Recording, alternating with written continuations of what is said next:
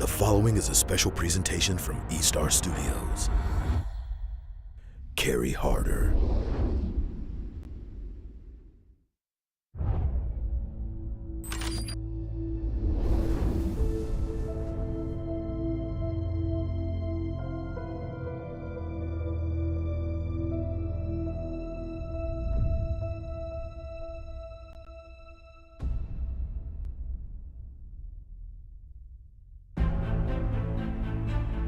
History says, work hard,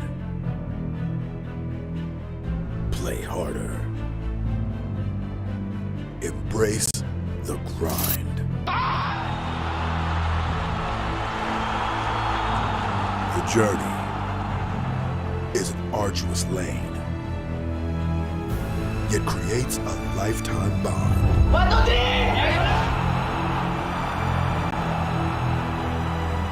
Fight. Learn. Reach beyond. History can't say what happens next.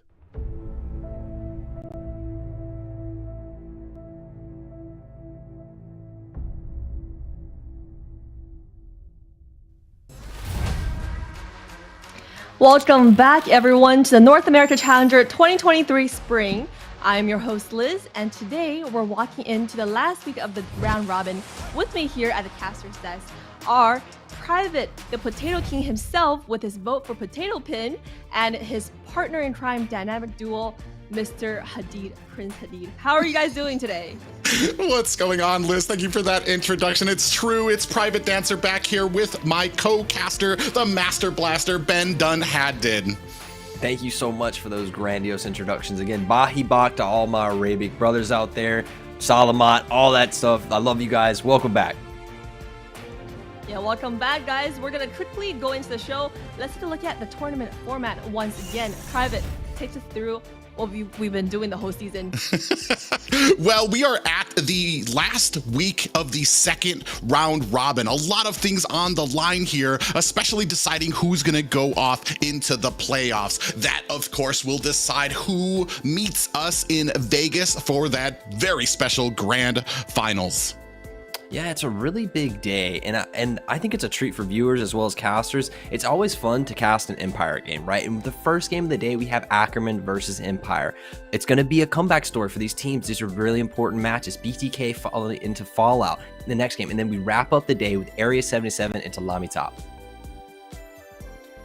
Yeah, and you guys mentioned this is the last week of the round robin. A lot is on the line, especially for contending for the fourth place. So why don't you guys take us through what exactly could happen? What are the scenarios?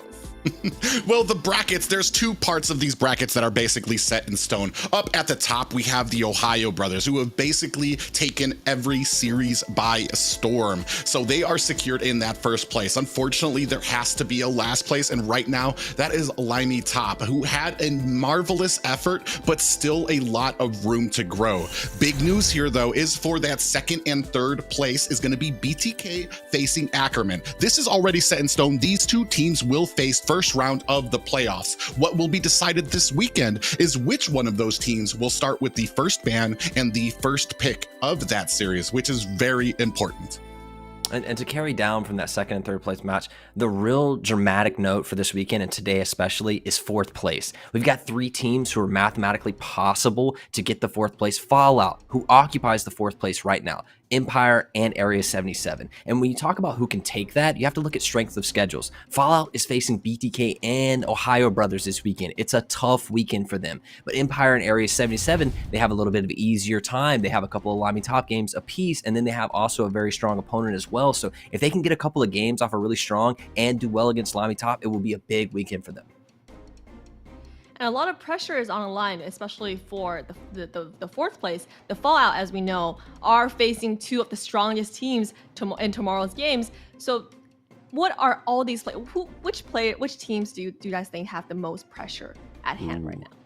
Ooh, for me, I mean, I'm gonna have to say Fallout right now. Like Ben just said, they have giants this weekend that they have to face. If they can get, but that already speaks for it. If they can get a win or wins multiple there off of one of these giants, they will secure a spot here in the top 4. But I mean, it's a hard pill to swallow and a big journey for them.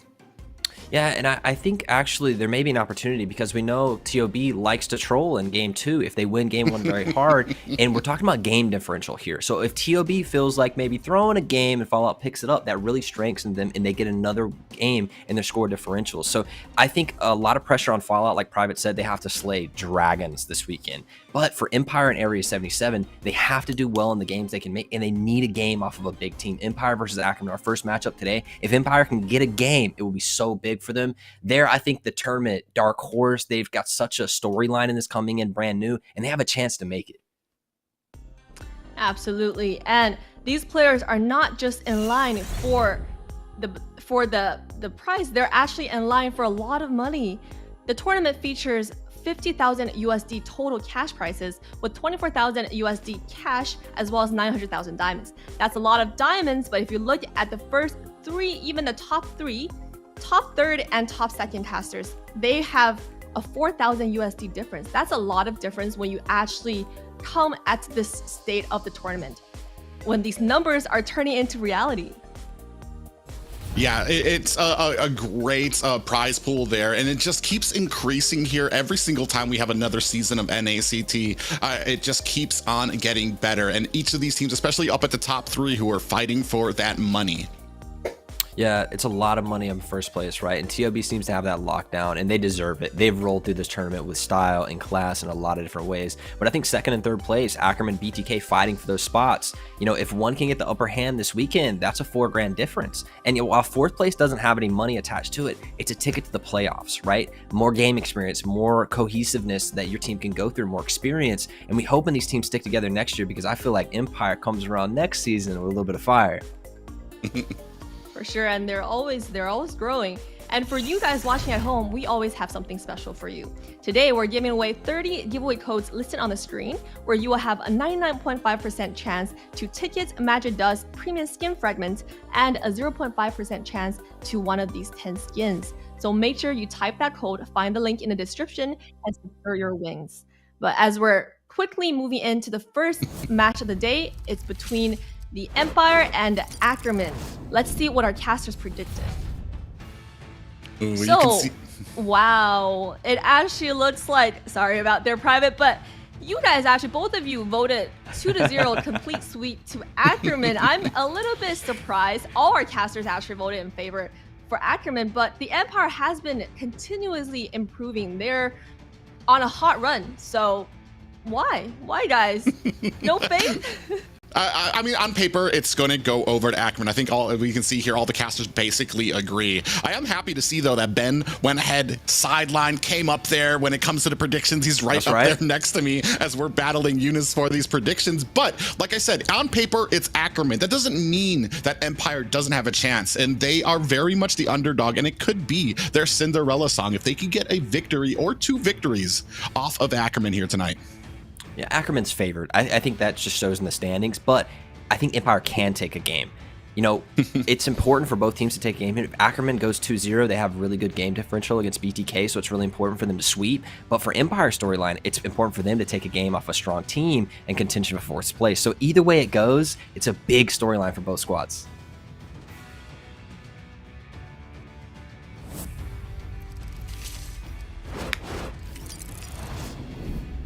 All right, guys, we're going to be getting into the draft here with Empire taking on Ackerman. We've already talked about, we've laid down what is at stake for both of these teams. Now it's time to see what they have in store for us when it comes to these drafts. Yeah, and speaking of drafts, I think Empire has the more flavorful draft, we'll say here. And they've taken that book out of that page out of the book of Wations and playing the fighter into these gold lanes. And they play these fighter comps that have these early game, mid game spikes, but kind of fall off to late, but they don't want to go late. And they force the game early. I think Jordan has to have a glue band here because he's shown that he's just that good at it. And a couple of respect bands are probably going to throw it over to Ackerman with the assassins of Kush, right? You're going to see the Lance, probably the Fanny as well go out.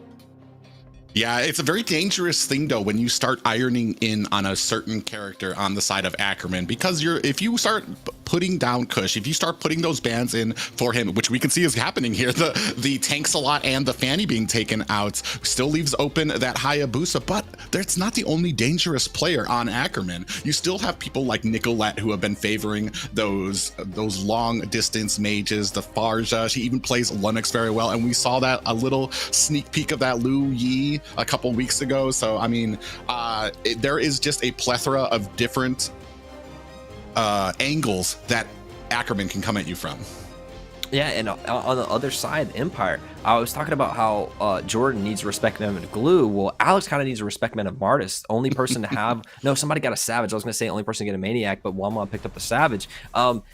There's a couple of respect bans on both sides, but we haven't seen those come out. I would love to see Empire pick up the Martis and have that strength in the jungle. I think they play different when Alex is on something he really shines on. But Jordan himself, a carry through the XP lane, and one of the few that I think really just stand out and dominate for his team through the XP lane. Yeah, right now what we are seeing is still open. I want to say Faramis is out there, Diggy, along with Fredrin. Fredrin may be kind of fallen off just a bit. I don't know if the teams have gotten bored of him, or if they just know how to deal with that tanky jungler now, especially when it comes to battling for these objectives. Still waiting for that last ban from Empire. I'm very curious to see what they take off the table.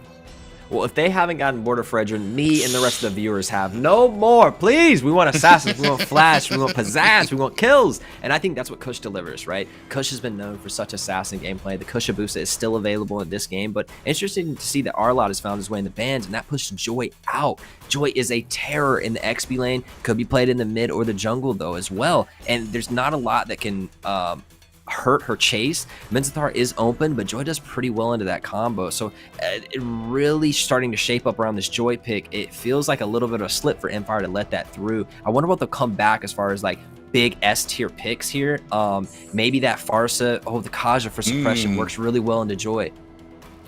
Yeah, and that was something I was going to mention, is that we still have a lot of suppression out there right now. We still have the Franco, the Kaja, Mincetar, right into Joy, but it's not really her dashes that really make her a menace. It's also the speed boost that she gets, so she can run around all over, especially in that early game. So that's what we have on the side of Ackerman. So we're going to be looking probably maybe for a little tankiness, something to lead us into the mid to late game, possibly, as we see. We have the suppression and we have that tankiness on the side of Empire.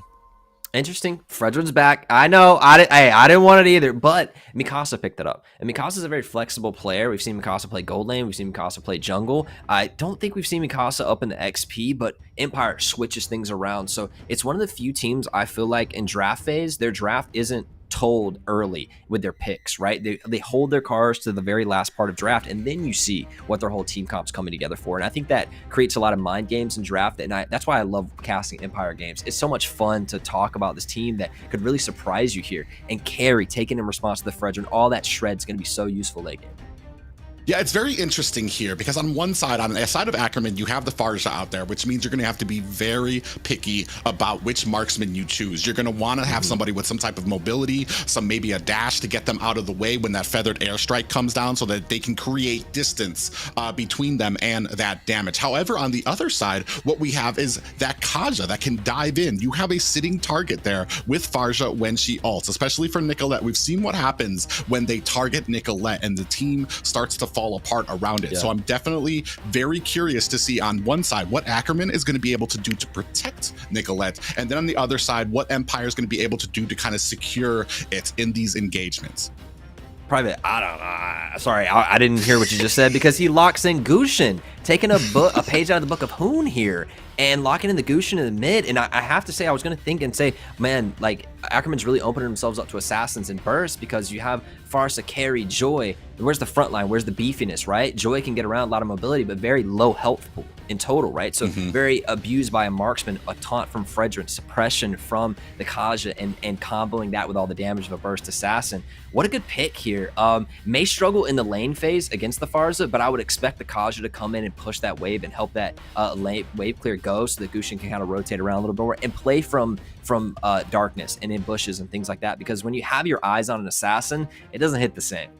The only, I guess I want to say retribution that we have here would be if you can kind of catch the Guzhin rotating in between, because we do know when it comes to the rotations in that laning phase, Farja has a leg above most mages. We've seen it before where Farja can get shut down early, where she gets afraid to kind of traverse that river area. In the early game, that's where you're going to need to shine on this Farja to make Guzhin afraid of traveling there, to make him afraid of kind of going back and forth, and hopefully to a point where that damage isn't so much during the mid and late game where he begins to shine. Yeah, he really can, and then move to the late game. But I want to think about the Empire's early and mid game, because they don't always take a marksman and press towards that late game team fight, which it looks like Ackerman's kind of wound up for. I think Joy has a lot of early pressure and can burst it down in late game team fights, but the chase potential kind of trades off in the late game. But Empire, I feel like they could go straight fighters here, and I think that's such a good read from Ackerman banning out the YZ. May come with another fighter ban here because they know Empire likes to do this where they don't choose a marksman. If they do go for a marksman, I think carry can be abused in the lane. Maybe a Leslie, maybe a Brody, something like that with range advantage can punish the carry in lane. And it's just really cool. Both these teams right now haven't shown a lot of their hand. You've seen a couple of pieces of what they want to bring together, but not the full picture yet for either team. Mincetar is banned out in the last phase. Yeah, we've taken out, on the side of Ackerman, we've taken out a lot of that back line diving. You took out Yuzong. We took out Mincetar, who can pull people in, and then you're going to be upsetting the balance of those engagements. On the other side from Empire, we've taken out the setting potential from the Lolita with that Numenon Blast, and then Grok with his ultimate that he can get onto the entire team, pop them up, get a stun. So, I mean, it's going to be very interesting to see. I mean, we still have Kufra on the table. We haven't seen too much of an Atlas out there as well. However, with that too, we still I mean, they don't have a roam yet on Ackerman. So you still have room for a Diggy or something like that. But like you said before, you don't have a front line. And when you go for a roaming or a support type of roam, you want to have at least some type of tankiness on your team. Yeah, I think great bans out here from the side of Ackerman really pinched Jordan's pool, but he doesn't elect to take the glue, and that's something he had been respect banned out on. Chooses not to elect and take it here. It goes for the BenDone instead, providing a little bit more split push threat, I believe, and a lot more mobility. Dive as well to get to this backline. Ackerman has chosen a squishy lineup thus far, so I'm expecting them to take some beef in that position. There's the Kufra you talked about, Private, right there. They needed some tankiness, something to soak up a little bit of this blow, because now you have Benedetta and you have Guzhin, who are looking to dive and burst someone out. Petri on the Benny most likely combo with the Guzhin, anybody's dead. Kufra can stop a lot of that. And Akai to double with it. What a front line Ackerman's drafting the last two picks here. Now there's some beefy boys. Yeah, definitely some beefy boys. Very interesting that we pick up the Melissa, because I do feel like with the Melissa coming in here, we're definitely aiming to try to bait out that Farja ultimate, waiting for Nicola to lay down that suppressive fire with that feathered airstrike, and then we're going to go ahead and dive on here. Because I want to say, when it comes to the Farja versus Melissa, Melissa usually loses out just because of the amount, even with that go away, the shielding that she gets from that does not help her against a feathered airstrike. It just too much damage to come down. So I know they're going to be looking to dive in and counter. They're going to be waiting. So it's going to be very much on the side of Ackerman and how they support these ultimates, how they can kind of get bait out some of these abilities from Empire before we go into these objective fights. And to follow your Melissa point, doing well in a farce and baiting that out and allowing the assassins to go in, Melissa plays very well into carry in the lane. The poke in the lane is going to be so oppressive onto carry. Carry may be pushed out of lane if she doesn't get some help from Kufra or Akai, which can offer a lot of help, right? But on the same side, both these teams are going to be pushing that gold lane. They both elected to take marksman. This is going to be a beautiful game one. Very important match for both teams. Yes, Ackerman is looking to possibly steal away that second place from BTK. Empire looking to possibly fit themselves into fourth place for the playoffs. A lot on the line here, Ben. Right, and what we talked about in game differential, Empire needs to take a win off Ackerman. They don't have to take the series, but they do need to get a game. Ackerman on the other side needs a 2-0 so that they can be higher in games won versus losses against BTK to take that extra $4 grand on the table. So these matches have a lot of weight on the shoulders. Yeah, a lot of weight in both. I mean, we already see that rotation coming very early from Nicolette. Alex actually dropped low. Is Nicolette going to be able to find a target? Doesn't even need to find a target as Sia goes ahead and cleans that up. A little bit of engagement here, near the Litho Wanderer. Toinks is going to find himself and escape while they take care of the remnants of that Litho. Yeah, and we were talking about how Alex will actually have the advantage in the lane against the carry. But it's Alex who dies first. Blood gets just 1v1 by carry early, gets punished. Now Zia has a 200 gold in his pocket that Melissa won't have access to. That is not how we expected the lane to go. Yeah, and you do see up at the top, Joy was actually doing a deep into the lane there. Galaxy was for the side of Empire. So it's going to be very interesting. Oh, Reckless coming in here. Zia's going to have to find himself a quick escape. Toinks up at the top, going to provide a little bit of support and vision. You can see Mikasa up there waiting. Just, I guess, a little bit of a bait from Toinks. Just waiting. 3 over there, and they're not going to be able to push in here just yet. I like the decision from Zia getting out of the lane. You're already chunked out. Don't stay and offer a kill up to these guys who have the utility. She does stay in the end. Zia does stay. I guess because all the members have left, but that is an easy target for Fredrin and Kaja to go after. Now Melissa's going to continue to poke, and that difference in health is just going to keep going. Melissa should trade some turret, go off of this. Oh, you see Galaxy there in the back, does activate that ultimate, putting a little damage onto Demon, who's not going to be able to put some, the final blow from Jordan coming up, Mikasa following up, and this might be all she wrote for Galaxy, who's going to be able to get away, what a play, and a turtle going over to Mikasa and the rest of Empire. Little bit of a pop-up there onto Empire, and the rest of Fallout, they're still trying to come in, chasing down Ackerman, who's going to find the security of their first tower here. Got it. So he does get the turtle, which is really big for Empire. And I think they have this early game advantage, but I think Joy in the late game and these chase situations will have advantage. We'll see how this Benedetta and the Joy matchup late game. Oh, Reckless. Yeah, you do see that, especially with that go away, bouncing off Zia, off that little bubble there. Nice, beautiful little gank there from Empire. And this is what you were talking about. This is more like what we were expecting from that laning phase. A little bit of a clash happening here at the purple buff of Ackerman. Kush does activate that heavy spin, pinning Mikasa against the wall, but nobody here to be able to capitalize. And Nicolette gets picked up right before a Petrify, and Kush actually in a little bit of trouble. Akasakani, it comes Toinks, misses that Tyrant's Wrath, and is not going to be able to find the kill, but Zia comes up here. Great rotation by him. Galaxy following it up with a lot more damage. Mikasa uses that Appraiser's Wrath, but it's not going to be enough for 3 members of Ackerman. Zia cleans that up easily. That looked really good to start with, but Empire over-aggresses and actually trades poorly and kills there towards the end, and it feels like a little bit of over-aggression. I love the aggressive playstyle, and what it is put so much pressure mid that then Alex is sitting in the bottom lane gaining so much gold off that turret. That's 300, 350 gold they got off that turret plating in and of itself. Yeah, and right now, the little bit of the momentum on the side of Empire, just about little under 1K for their side as they kind of continue exhausting their resources here, trying to continue this pressure. Toinks does land the pop-up onto Alex. Tyrant's Wrath comes in, and that might be all she wrote for Alex. That go away is activated, but it's not going to be enough. Beautiful gank there, and I want to say map awareness from Ackerman. Yeah, Toinks has spent a lot of time down there and does get it, but it looks like another fight may be breaking out in credit.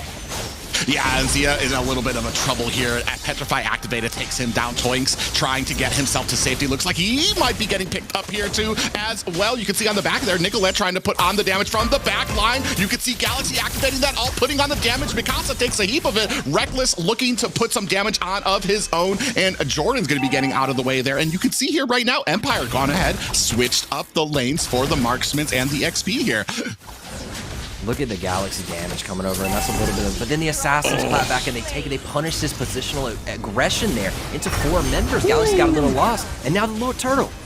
Yeah, heavy spin, and Kush still able to land that retry game. Zia in a little bit of trouble here, still trying to put on the damage onto Jordan, who activates that Electro Final Blow. Nicolette picking up the kill onto Reckless. Mikasa is going to be taken down as well. It is now a 7-5 game, leaning in the favor of Ackerman. What a fast-paced game. We have, what is that? I can't count. 7 plus 5 is 12. 12 kills in 5 minutes. This game is off to a bloody start, and I have to highlight Alex's positioning. Yes, he's been picked twice, but what he's done across the map is clear down turrets, taking so much gold off these turrets, providing so much of a macro gameplay. The split push coming out from the marksman Alex. Yeah, Reckless coming out here. You see Toinks warming up the bands, does land a beautiful pop-up, and look at all of that damage. But Zia knows something is up. He knows somebody's in this bush. He's not going to be able to come in to save Toinks just yet. Demon looking for some type of advantage is not going to be able to find it. Jordan trying to dash his way to safety. Kush with a heavy spin does cancel out that Electro Final Blow. again, a little bit of over-aggression here. You have Demon in the bush, and instead of trying to complete the kill on a Kufa, which Reckless elected to take under the turret with the suppression, he chooses to throw at the marksman instead of like fiction one kill. A little bit of greed, a little bit of over-aggression from Empire here, and we love it. We love to see this. This is a 5th place team going against the 2nd place team, and they're bringing it to him early. Demon, 3-1. He has the potential now to one-shot a lot of these squishy members. Yeah, and that's the problem when you have the early aggression here. Ooh, Mikasa taking a heap of damage. Ooh, getting taken down very low there by the carry, who already has enough damage to be chunking right now. You see Reckless and Mikasa up there already. A pop-up onto Jordan. He is going to go ahead and find himself a little bit of an escape there. So as we can take a breath, everything calms down for a second. Chill out. Don't go in. Oh, fight again here, Private. But it's calmed down a little bit. 7 minutes in, 8-5. Gold is almost even, maybe a 400, 500 gold difference. But these teams are very even competing in this mid-game spike. And now we talked about how this Farce has been kind of pushed into lane. What you expect would have a rotation advantage. Haven't seen Nicolette across the map very much. She's being pushed in a lot. Yeah, being pushed in a lot, still having a good effect when it comes to a lot of these side lane ganks. You can see right now Ackerman and Kush are being led by Kush to go ahead, try to find a little bit of a positioning onto Alex. Alex finds it away very quickly. Now we're kind of resetting on the map. You can see a lot. You were just talking about the amount of pressure that Empire is trying to put onto Ackerman. Already in their jungle right now, looking for an engagement. Concealed play. Kush coming in here, looking for a heavy spin. Is he going to be able to find it? A lot of damage going on. Down goes Mikasa. We were talking about that damage from Nicolette. Heavy spin does push Jordan out of the way. You see the damage coming out from Alex trying to put it down. Does have that go away, and the Electro Final Blow does come out. Galaxy gets taken down by Demon, and a beautiful pull there onto Zia. He's still able to find himself an escape. 9-6 in favor of Ackerman.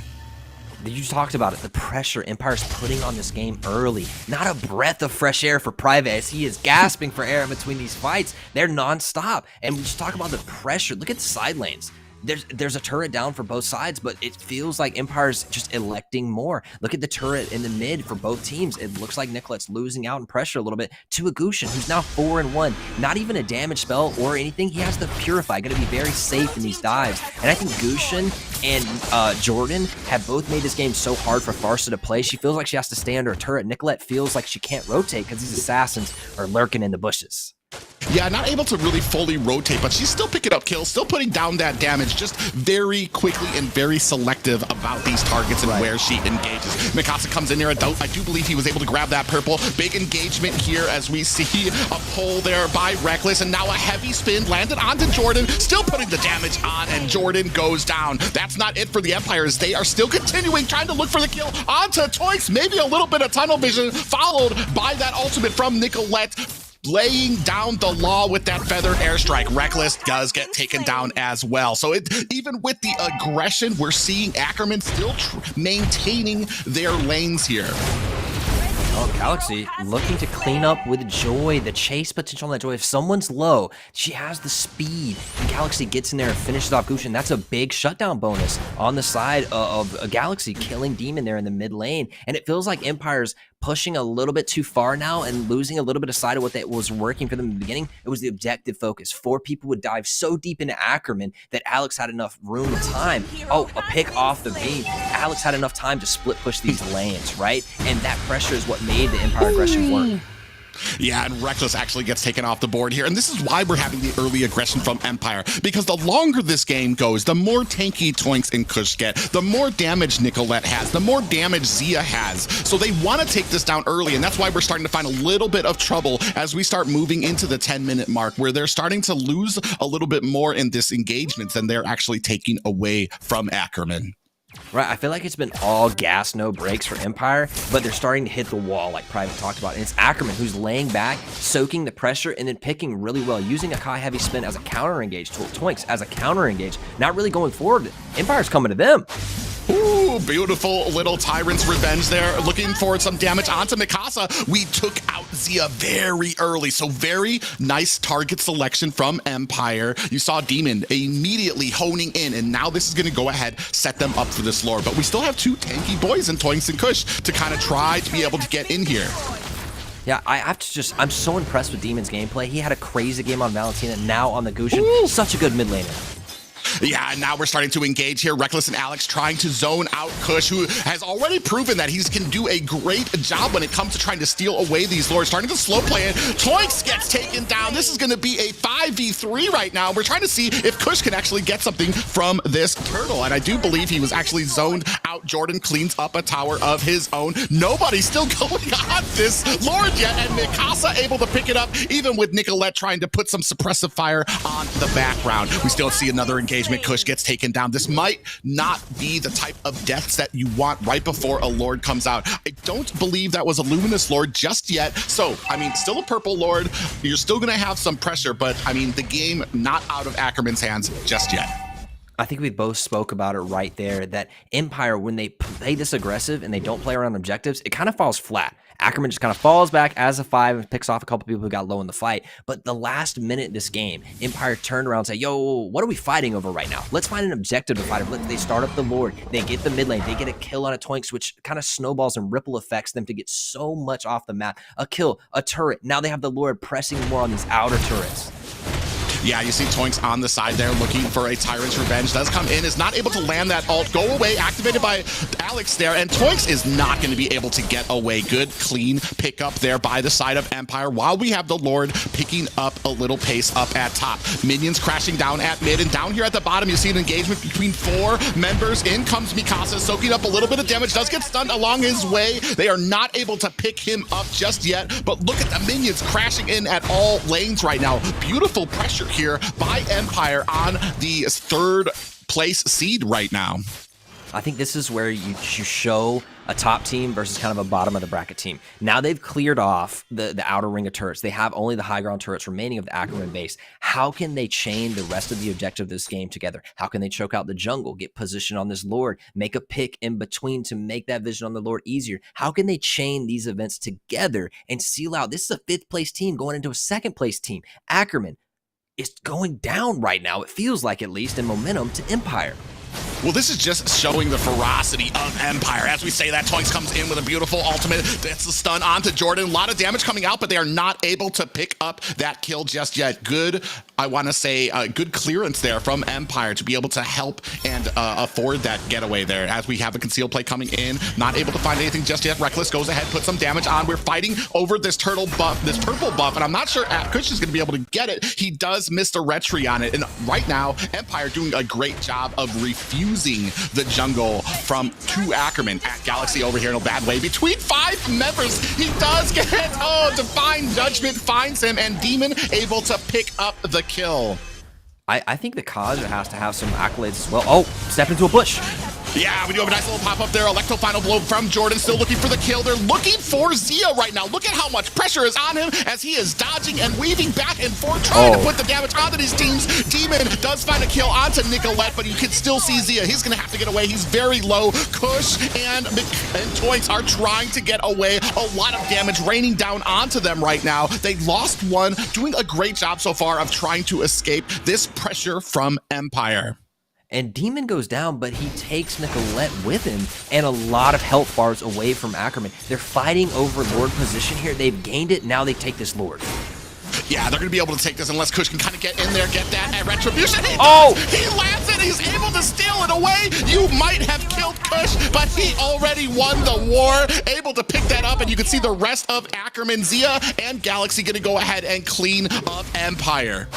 And all that setup doesn't mean anything to Akai because he can heavy spin his way into a neutral objective and change the course on this game. Kush with the hold right there from Ackerman. They needed to take that objective. It was a big switch. Now the momentum has shifted here as Empire has taken their first, I think, big L. They've lost a lot of members on the team. They lost a Lord. It feels like they lost control a little bit. How will they defend this and swing it back in their favor?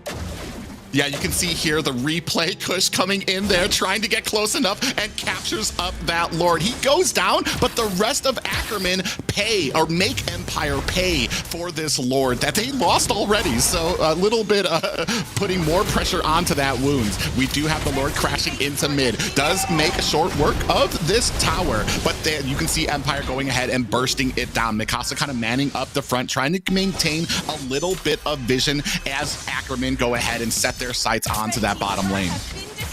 Feels like a manageable loss for Empire there, okay? Like, Kush just kind of outplayed. He got the retro. We weren't expecting that heavy spin that had such neutral objective domination.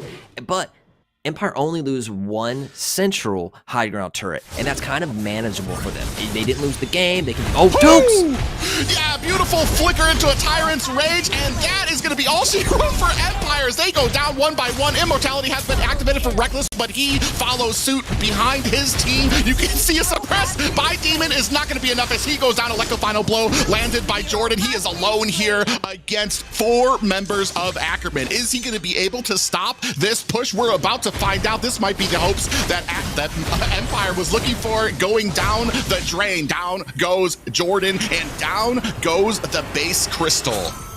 Oh no! Empire was winning. They were doing everything right. And then Akai shows why he's picked at this level of gameplay. Can just walk into an objective and take it and completely change the course of that game. Kush puts the team on his back right there, and I have to say, makes the play that turns it around for Ackerman.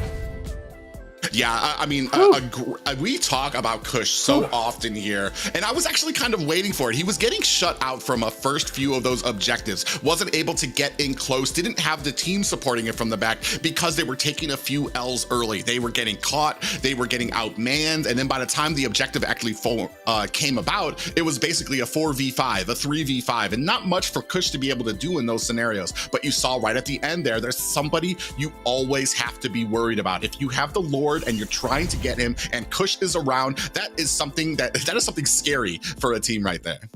What do we call him? Kusha Panda now? Come on, Private, whip up another nickname for him. Come on, quick. Like, look at these stats right here. It feels like, yeah, Ackerman's winning right now, and the scoreboard shows they're winning, but I feel like that wasn't really the story of the game. I feel like this is a story of Empire pushing in so much pressure at the point of winning, and then they just don't, and Ackerman shows you why. They are one of the top teams in the region. They don't crack under the pressure. They go in, they land the retry, and one mistake from Empire, and Ackerman rolls through and wins the game. Yeah, and that was amazing there. And I think what the big story was, a lot of the slow pushing that we saw. You saw this was what ended the game there. A beautiful flicker into a Tyrant's Rage there, set pretty much the entire team there. Took down 3 players, and then there was only 2v5. And this is basically the end, the wrap for Empire. Yeah, it's definitely a wrap when Twinks is able to use the Tyrant Rage from the bush with the flicker there and just completely stun 3 people into the wall. You've got a lot of, then Akai can heavy spin them into the wall too. You've got a lot of pin there and so much damage from the carry at that point in the game. Wow, what a switch. It felt like Empire just got robbed a little bit. They had everything. They were doing everything right, and then they still lost. So it'll be interesting to see how Empire can come back in this game too, right? I feel like everything worked for them. They had the good draft. They had a good game plan, and it was working until they kind of just got outplayed by Kush. He's a myth. He's a legend. Definitely a legend, but I can tell you from the side of Empire, the difference between the objectives was that those first 2 objectives were being slow played by Empire. They were very much aware of how much damage they were doing to the Lord. They weren't doing a lot. They were just dragging it off to their side, trying to bait out Kush, trying to bait out the rest of Ackerman. On that last engagement that they did get, they thought they had the Lord secured, so they were just blasting away at it, getting it low, but then they allowed Kush to kind of come in close, and that is the worry. That's why you want to slow play it. And they had it in the beginning. They had the plan at the beginning, but lost it somewhere there at the end. And like we talk about here, at the top 8 of North America, it's those little mistakes that'll cost you. Yeah, and I think that shows Ackerman's prowess, right? You can be behind in a game. And I always talk about, like, a lot of teams snowball victories, and these top teams, once they get a snowball, they never make a mistake and they close the game. But it also shows a different skill set when you can kind of soak pressure, be behind early, take all that pressure in, and then snap back and win the game, and kind of like a counter-engage style. And I just, wow, what a steal from Ackerman here. And it was a really important game. Empire, who was very not favored to win this game. It's an Ackerman favored game here. Almost took game 1, which was like a crazy shift in the storylines here, but it's really important for Ackerman to take that game, and their seeding and their win differential to BTK. Like we talked about, if they can sweep this series, if they can sweep their next series tomorrow, it makes really good points for them, and that's a $4 grand difference. We're talking about money in the pocket. For me, I love to, that last game was a very huge exercise in the, I want to say, the different dimensions and angles that Kush can come at you from. You want to ban out all of his assassins. He's just as lethal in that objective pit with a tanky jungler as well, especially a Kai who can activate that heavy spin, scoot everybody out of the way, just clean up with a retreat, and then he's out again. I mean, he is just a full dimensional player here, especially in that jungle right now. Very much, I want to say, the shining beacon for Ackerman right now. Yeah, so let's zoom into this game, right? We have a few bans on both sides that we didn't see in the previous game. Three bans that we didn't see that we expected last time. The Kaja, the Joy, and the Glue. The Glue as a respect ban into Jordan. It wasn't taken last time, which was an interesting switch. I questioned why he chose BenDoneHadDid over the Glue, but we're seeing teams respect his Glue gameplay. Joy doesn't make it through, and Kaja doesn't make it through again. There still is Franco for that suppression if there is an assassin they want to play like that, but I think it's a really cool adaptation already. Now, will Empire start to elect to go towards that all fighter without a marksman in this game, kind of going back to their kind of winning vibrato, the Wasians feel of them? It's very interesting. I want to say that last game, it wasn't a composition problem. It was a gameplay problem. They, like I said, we discussed that they had a game plan. They just kind of fell through with the execution at the end. We've seen it can be successful to not have a marksman in there, but I mean, there's reasons to have it as well. The meta's the meta for a reason, unfortunately. Yeah. I mean, I know a lot of people, they don't like to get boxed in by it, but especially when you're up here where the tiniest little mismatches, the tiniest little mistakes will cost you, there is a reason for it. We're kind of back to the standard. Valentina gets picked up early here. First pick for Empire. We still have Faramis out there, so I'm wondering if that's going to probably be the next secure for Ackerman. I feel like as a caster, I don't want them to pick Faramis. I don't want to see two Cult Altars come down and the team fights get so messy we can't see what's going on. It comes down to two blobs going around, so please don't pick Faramis if you don't mind. But Demon on Valentina, one of his star performances earlier in the season, we had a little highlight session about him. He did really well on Valentina in one of those games, so it's good to see him on this. And I think he'll have the same prowess as he had on the Gushin. He'll still be able to kill people and have a lot of playmaking potential, but he won't have to go in as deep. And I feel like it's a more forgiving pick for him. I like the pickup already. I think it's a strong start. Arlott wasn't banned, and he's picked this time, though. I do expect the Glue. It's banned. Oh, no. Ministar, maybe? Yeah, I mean, that's the next obvious choice. Maybe Mincetar to get in there against Galaxy up here. It's going to be very interesting what we're going to put against, because we already have the Mage. Like I said before, Farsia usually a really big counter into that Melissa, but we already have a Mage in Valentina. Now we're still looking for a Mage on the side of Ackerman. We've left a lot of things open, and you called it on the dot right there. Mincetar going to be picked up here. We haven't seen too much shining from Mincetar just yet. He's very, I almost want to say like he's a brand new hero. He basically is with the changes to his kits, and I definitely want to see how well he can kind of match up with Arlott.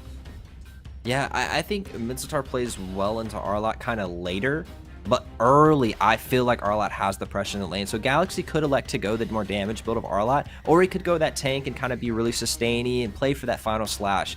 I think the most interesting thing that's happened thus far and shows the hand of the draft. There you go, Private. There's your Faramis. I didn't want to see that. But we have the Claude. And so Empire is going to go with that marksman style gameplay and kind of stepping back a little bit more towards the traditional, meta of the Catholic school here. And they don't play that full fighter comp. Well, while we don't have a lot of ultimates for Valentina, what you do secure when you have a Faramis on the opposing team is you have stated where the ultimate is going to come from Valentina. You already know if you have a Cult Altar on your team, Valentina is most likely going to be using that. So you basically have, you kind of narrow down what she can use and how she can use it, which is a good play. I like that type of thinking when it comes from Ackerman, especially when there is just so much that can kind of transition on the battlefield when it comes to the different ultimates that she can take and how she could be managed on the field, especially for somebody as dangerous on the side of Empire. Yeah, I was going to talk about maybe they could run the Faramis and the Estes combo, which is just a disgusting team fight, and they're banning out the Lolita here, so that's kind of a hit into the Ube strat. Maybe they're kind of planning something around that, or maybe Reckless just has a really good Lolita in the scrims, and they're like, nah, we don't want to play against that. It could go either way. I think you're right about the Faramis. It does kind of define what the Valentine is going to do, but Final Slash is a great ultimate to steal as well to reposition the landscape of a team fight. You're tired of them camping under the turret? No problem. Bring them out so we can fight them. And comboed with the Ministar, I think the Claude works so well. So if the Ministar lays down the King's Calling, right, and then Claude has a Blazing Duet on top of that, they can't dash away from it, and he can do so much damage. It's almost a kind of a wombo combo, but not in the traditional sense of like two skills slapped on top of each other. It's a long, slow death being trapped in those two ultis. Yeah, right now we do have some setting potential still left for the Empire. We still have the Kufra, we still have the Grok left out there that can kind of come in there. And I know what they're trying to take away on the side of Ackerman. We're trying to take away anything else that you might want to cult alter. Like, especially when it comes out there, you have the Numenon Blast coming down there. That already means that you're going to have to use that cult altar to kind of make sure that your team is topped up after that Numenon Blast lands. So they want to take out all. Ooh, we're going to see a little bit of suppression there on the side of Ackerman here with a Franco pickup. It's going to be very. I love seeing a Franco pickup because I love here at this top end of North America, seeing those hooks land, getting those beautiful bloody hunts landed on there as well. So we're going to see how well this is going to go into the Empire. I believe Alex just got his Martis, which was banned out from him in very many games. It's kind of like fell off the radar. Now he gets, I think it'll be Alex to pick up that the Martis, but it may be onto Mikasa and Alex plays the Marksman. They're such a flexible team, it could go either way. But to speak to the Franco point a little bit, I think the Franco doesn't really have an assassin to target. Maybe it wants to hit the Martis, maybe, but it's going to be more for like hooks, like Private talked about, and pulling things out. And against the Ministar though, it feels like Ministar's hook is just better, right? So if you hook me and then I hook 3 people on your team, I feel like I'm winning, you know? So it's interesting to see Franco played into that. I thought they were going to go with more of a team stomp comp death ball, but it looks like they're going to bring in a little bit of pick into it, which can play really well with the Arlot and maybe a Hellcurt. This is going to be very interesting for me, just because of the clashing potential between Martis and Hellcurt. You do know that Martis likes to come in with that Mortal Coil, but you're only going to be able to land half of it, and you're going to be kind of stuck in harm's way when you land it because of that passive from Hellcurt, which silences you after an ability. I forgot what the cooldown is on that, but I mean, it's enough to where it can kind of shy away a lot of players from trying to engage on him if they don't have an exit. Yeah, I really prefer Empire's draft here just because of the combo of Blazing Duet and the King's Calling. I think Martis plays really well in that as well, and they banned out the Diggy. Super smart ban. Diggy's such a hard counter for that. But the Hellcurt, using the vision at this level of gameplay, turning the map dark and allowing the rest of your team to make plays with Hellcurt or without him, but it's so much vision and denial and mind games can happen with that darkness. It's going to be very interesting. I just love how well Kush can play a lot of these characters, and I'm very excited to see what he brings to a Hellcurt pickup. But Ben, we're here at game 2, pretty much the last end here. Empire fighting for a position here in the 4th place. Right, and Empire had last game running. They were doing it well, but like we talked about, Empire can gain a lot from just taking one game out of the series. Even if they don't win it, it's huge for their standings to take a game off of them. So I'm really looking for Empire to take that L. They made one mistake. Do what you did last game and just try to not make that mistake again, because if you get Ackerman a little bit of room to breathe, they're going to run it down and destroy your base. Yeah, and we've seen already from Ackerman how well and how very organized they play here. Starting already a little bit of pressure here. You can see Demon starting to get some vision. Reckless is joining him while they're over at the purple buff. Reckless, oh, we were talking about the hook, and lands from Mikasa, dragging him in very close, is going to put on some damage. They might have already refused this purple buff to Ackerman. Mikasa comes in with that Mortal Coil. I'm not even sure who got that. Looks like Kush was able to pick it up. Now you're trying to look for an escape for the Empire, and they're going to secure one. Kush does land the red tree, and it's a great kind of capture for him, but we're seeing kind of the same thing from last game. Empire is all up in the jungle of Ackerman, all up in their business, getting complete vision, making their lane safe, but it looks like Alex just got popped by a great roam from Toinks. Zia got him low, burned the Vengeance, and so Toinks was able to come down here and get it all done. Now they pick up another couple of jungle camps. They go up to Turtle with the level advantage. Ooh, Nicolette in a little bit of trouble is going to have to use that Shadow Stampede to get away. Beautiful engage there, a nice little hook there. Does land on the Mikasa. Are they going to be able? He needs a sneeze, a little gust of wind, and that's going to be it for Mikasa. He does go down 0-3 right now for the side of Ackerman. A much better early game than we saw in game 1. Big punishment coming out from Ackerman. 3-0 ahead of the Turtle. That Turtle is going to absolutely go into the side of Ackerman here. And Hellkurt, somebody when it's 2-0, somebody that gets a snowball going is so destructive. We could see Kush just run over this game. Yeah, I mean, right now Ackerman is doing a great job of punishing Empire for this early engagements, for this aggression that we saw from them last game and this game. Ooh, a hook just goes wide of Alex and now has a little bit of a fear from him from all of these bushes. Oh, it feels like Galaxy has a lot of advantage in this lane, but he's gone the tank route. He doesn't have the same kill potential as a damage Arlot would. But to talk about his comp, never mind. Let's not talk about that. Yeah, Toinks over there lands a beautiful hook on the Reckless. This is what I was talking about, especially on Toinks. We saw it at the beginning of the season here. Toinks is just lethal when it comes to this Franco landing, when it comes to landing a ton of these hooks and basically opening up a lot of these engagements for his team. I feel like Empire is playing the same game they played last game, but without the early game comp that they had. They have a Claude, they have a Mensatar, two heroes that want to fight late game ultis in a big team fight, but Empire is still pushing in another pick. Yeah, but this time he is ready. Reckless trying to get out of here. We do see that Call Ultra comes out from Demon. Is going to be enough here. Another Call Ultra does come out from Ackerman, followed by the Blazing Duet, trying to put on damage. He just doesn't have the damage yet as Demon takes advantage of that and takes him down. Big pop-up lands onto Ackerman, and down goes Mikasa. Nicolette coming in here, trying to put on the damage. It's just Demon left for his side. Is going to expend that flicker to get himself away. Get a couple of kills, but they lose in kill differential there. Tell me, but maybe Demon? Oh, Sia stuck it out, but here comes Nicolette looking for the pull, trying to put on some damage. Couple of taps here. That might be all she wrote for Demon, and he goes down. And losing out in gold once again, though. Yes, it's a 1-for-1 kill, but there was assist passed over on one side and there wasn't on the other. So again, losing out in engagement. And I feel like the Empire, rather than trying to play this early game aggressive comp that they had last game, they need to use Mikasa as a bridge with that early game power spike of Martis, allowing the rest of the team to farm and get to that point of the late game. If they keep going at this pace, Ackerman's going to hit a mid game spike that the Empire cannot compete with.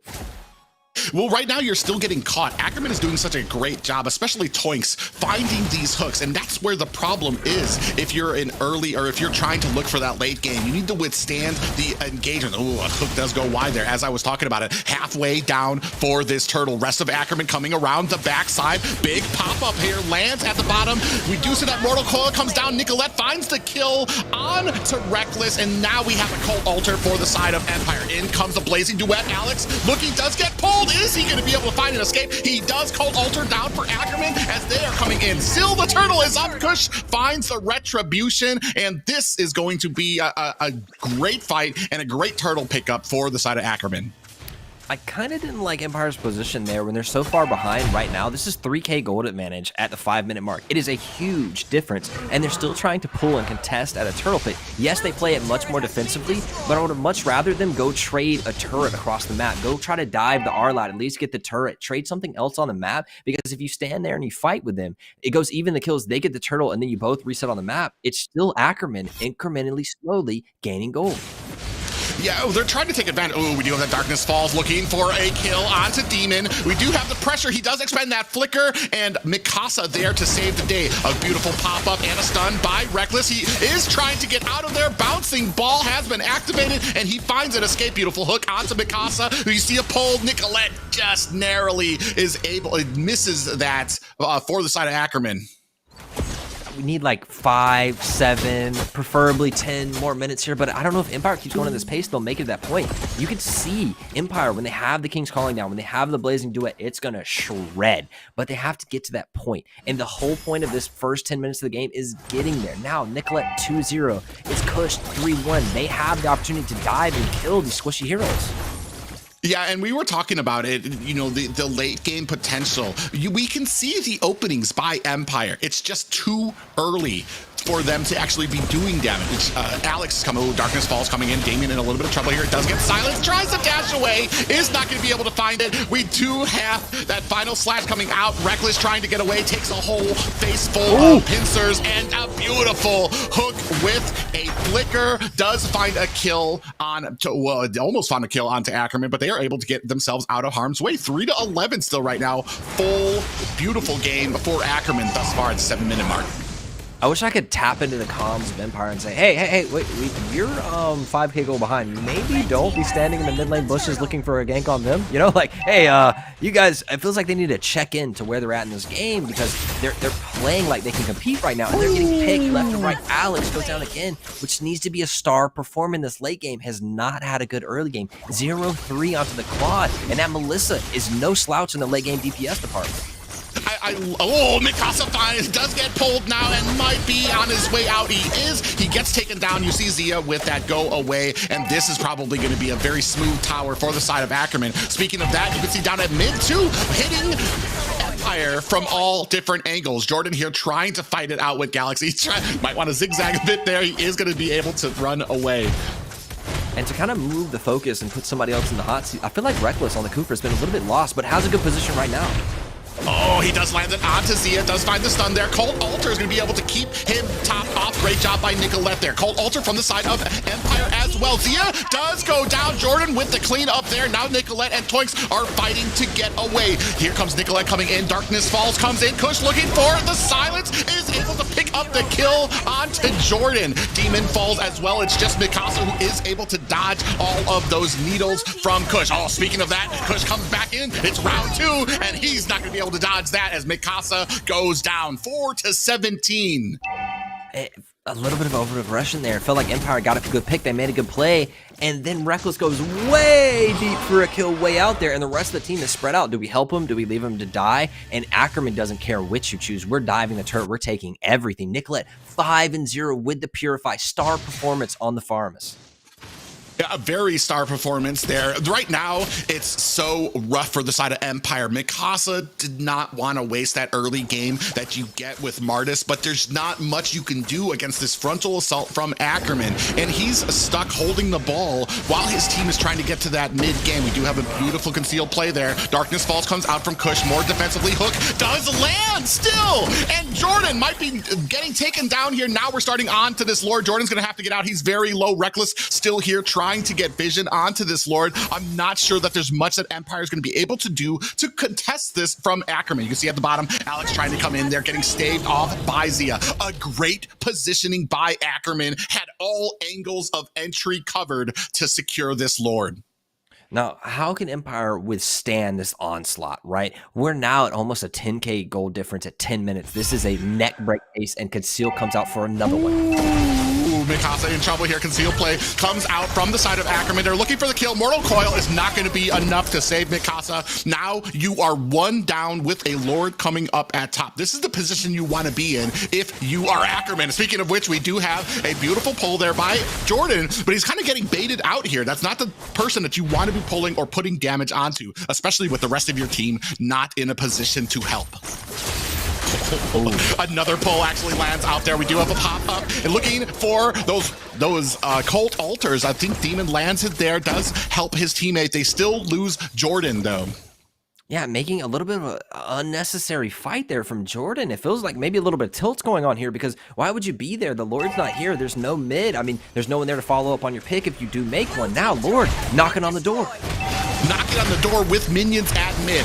Big full frontal assault here up top. Cold Ultra has been popped. Darkness Falls coming in, looking for a kill down at the bottom. Not able to find it, but we're still putting pressure onto this tower. That is one high ground tower taken down. We are still continuing on this pressure. You see Demon's gonna have to expend that flicker to get away. Mikasa trying to get out as well as Ackerman turning their attention to the rest of this map. They're probably gonna be looking for that tower down at the bottom. Just one minion there. Speaking of which, Alex is like, nah, he's gonna come in, try to take care of this wave so that they have a little bit of defense coming for this bottom high ground tower. That's not gonna be enough though. We have the conceal play coming in. Jordan getting pressed up a little too close. close, gets bursted down. Zia able to pick up the kill there. Now the rest of Ackerman looking to see, hook lands, and that's gonna be all she wrote for Demon. Going down, that's 2 members down. This might be a wrap for Ackerman to be able to go ahead. We do have a pop-up coming in. The rest of Ackerman putting on the damage onto Reckless. That is 3 players down for Empire. Still trying to put on the damage. This is the last high ground for Empire. Very methodical moves from Ackerman, showing why they are 3rd place. Mikasa goes down. Blazing Duet comes in for Alex, and he is taking off the board. A 2-0 sweep for Ackerman. This is just a great textbook game for Ackerman, showing why they're 3rd place. And we see the difference of an early game lead and you make a mistake versus an early game lead and you don't make mistakes. Ackerman run over this game, and you said it, methodically close out that game. Such a good clean end for them. Very few mistakes. And I have to say that Empire had some errors. There weren't exactly forced errors, especially in that defense department. But Ackerman, what a slaughter. I think it was 23-5 or something like that. Absolute slaughter from ahead. Ackerman is disgustingly good. Yeah, and a great game right there by Toinks. We saw the Franco come out. I was super excited to see how well he could play it.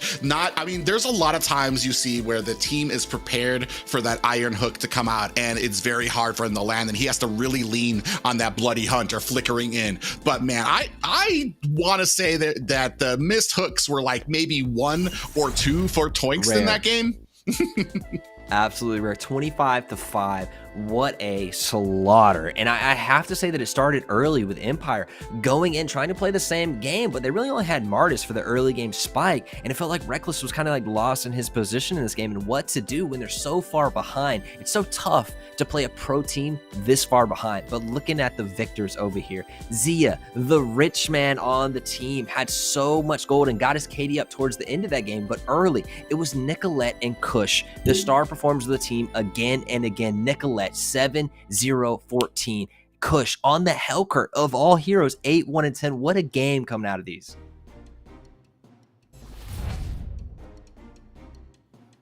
Absolutely. And you guys have been using a lot of those words. You've been using bloody warfare, bloodily good, and total slaughter. And that is the Ackerman we've been hoping to see come back. They're clearly still gunning for the 2nd seed. What do you guys think? Well, I mean, if that is their resume for 2nd place, man, sign me up, because like I said, I've been a pretty big fan of Ackerman since it came to the qualifiers, and that last game was wise. Just the methodical pushes and tower takes, and just a lot of stuff very textbook, especially in that 2nd game. Did we really say bloody that much? I feel like I didn't even say bloody, but that's fine. No worries. Ackerman. If you're not a fan of Ackerman, I feel like you're not a fan of Mobile Legends. The way they play, and Kush in and of himself playing Akai game 1 and then Hellcurt game 2, how flexible can you get? He plays the Fredrin, he plays it all, and it's so entertaining to watch. Love to see Ackerman take the 2-0. I wanted Empire to win a game, but Ackerman taking the 2-0 means they can contend BTK for that 2nd place spot. Yes, and we can see their amazing gameplays from the replays. Private, take it away. Well, I mean, it was pretty much a textbook. You can see here, Kush, I mean, that Darkness Falls doing such a great job, always finding the target onto Demon and then following up with Jordan. I mean, Demon had one of the roughest games of his life here because of that Darkness Falls, and followed only closely behind by Mikasa, who could not find that early game dominance that we usually see from Martis. And as we start transitioning to the mid game, there's not much that Martis has except for tankiness. Yeah, I feel like the Martis wanted to play aggressive early, but should have been relegated a little back and just bridging the rest of his team to the later game, because he wanted to play early. Mikasa wanted to play it strong early, but didn't really have the tools and the kit for the rest of the team to do that. It felt like a little bit of a mismatch as far as what you drafted and how you played. And speaking about draft, the MVP of this match would go to Kush. Private, you mentioned how Kush, he has such a wide hero pool. They've tried to ban out his assassins, but he's just as good as on the Akai. Mm-hmm. Yeah, I mean, the wide, Ben touched on it too, the wide plethora of different possibilities that can come from Kush. It's I think that pretty much shows you that it's pretty much useless trying to ban out from Kush. You need to prepare. You need to kind of iron him into something that you want him to go with, maybe a comfort pick, and you need to be able to counter it, because banning it out is not going to do you much good. It's basically like shades of M3 when they tried to ban out Zane because they thought he had a small hero pool. Kush shows that he can pretty much hit you from any different angle. Yeah, and I totally agree. Let's take a couple of looks at Kush in this series. His flexibility, his gameplay. Looking at him here on the Akai, the way he's able to just dominate neutral objective. This is, I believe, when they're going to steal the Lord. Kush knows one-man army. There are three members here. They know he's there. It doesn't matter. Heavy spin in, and then he lands the retry. The ability, look at Galaxy providing a little pressure. This is all Kush walking in, takes the retry. The Empire either had to turn there and either kill Kush before he got in or run away something, but they take the fight, they lose the objective and the team fight. This is the beginning of the end of Empire Snowball. Then here again, watch Kush on the darkness goes down and he goes straight for the back line. Can't find it. He turns up, collects a couple of kills, and they continue the dive. Now 4 members trade the aggro so perfectly here as Mikasa will be finished off after Nicolette's little pull here. Yeah, amazing game by Kush. Like I did talk up a little bit from Toinks. He did enable a lot of that in the early game, but man, Kush, if you're gonna talk about solid and defining a standard when it comes to jungling, in fact, I don't even think I can think of a game where Kush did not overperform. 100% agree. Kush is the man, and I think his strong performance on so many heroes is what makes him a tournament favorite, right? Not only does he play tanky, he plays the aggressive, but he plays it better than a lot of other junglers. You see a lot of jungle diffs come out in this tournament because Kush is so good, and I feel like Kush and Nicolette have such a synergy in that mid lane kind of roam squad with Toinks there. They make so many plays through those 3 members. It feels like those are the real strengths of the team. For sure, and we know each player individually are just one of the best, but we're seeing the synergy come back. We're seeing the momentum coming from Ackerman that we've always been hoping for. We casted the first game with Ackerman of this whole series, and you guys, Private, I remember, was really hyping it up for Nicolette. He is a big fan, and then he's talking about how good they're playing, and we're really seeing that in action today. Yeah, it's been an amazing group for all of them. And I mean, not just Nicolette, and we've seen how well she can play, but the big things for me, Kush coming out, especially Toinks in that last game. While Zia does have the experience when it comes to an M series, I feel like the rest of the team, it's something not to talk, it's not a negative for Zia, it's a positive for the rest of the team, that when you're sitting there with somebody who has the experience from an M series and they're out there still outshining and doing such a great job kind of coming together and building this cohesive unit with Kush, with Toinks, with Nicolette here. I mean, it's just an unbelievable road that Ackerman has pretty much traveled here through this series. I think you make a great point about Nicolette and Kush look so good. It seems like Zia kind of takes a backstage pass to the front show that is Kush and Nicolette, but you always see Zia shine in those late game situations, right? Wasn't a lot from him early game, but man, he got that KD out real quick when the rest of the team came together, and that's part of playing the marksman role, right? You are a later game scale, and Kush used to play the mage, so he's comfortable in that department as well, very flexible player. But when you have Nicolette and Kush shining so bright, and then you say, but we have Zia too. And Toinks is no slouch. He's been landing hook after hook. I've liked him on a lot of different heroes, very flexible as well. What a strong team Ackerman's put together. And it's good to see all of these kind of pieces of other teams throughout NA's history come together and make such a roster. Absolutely, and that is what it takes to be here right now. With all the players, they have to be individually all very, very good in order to really shine in the performance. And we're gonna have a little bit of a break as we are still waiting for our next 2 series between BTK and Fallout and Area 77 and LaimiTop. So don't go anywhere, we'll be back in 5.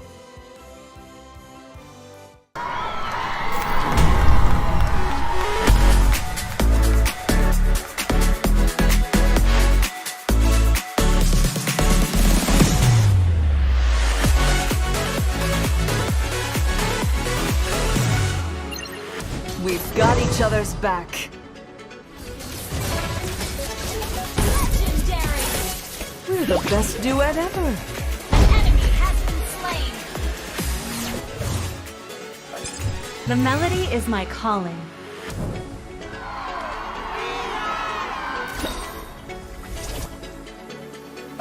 The music of my bow will cleanse their hearts.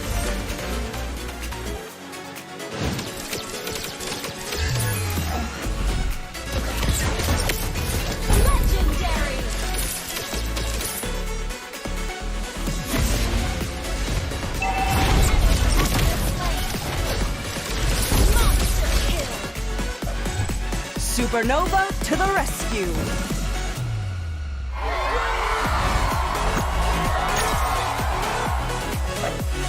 Music is the strongest form of magic.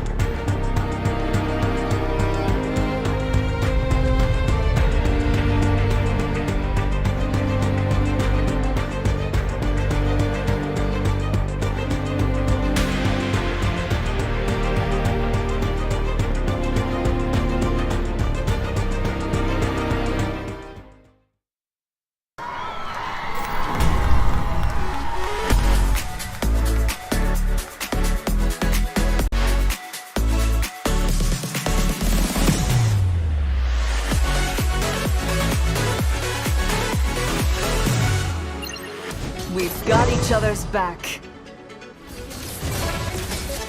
Legendary! We're the best duet ever. An enemy has been slain. The melody is my calling.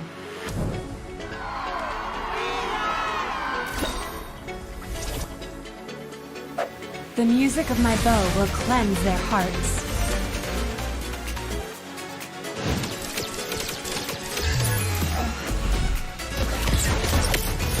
Legendary!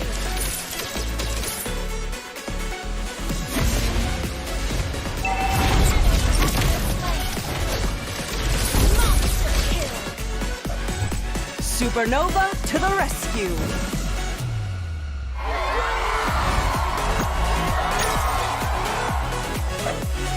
Music is the strongest form of magic.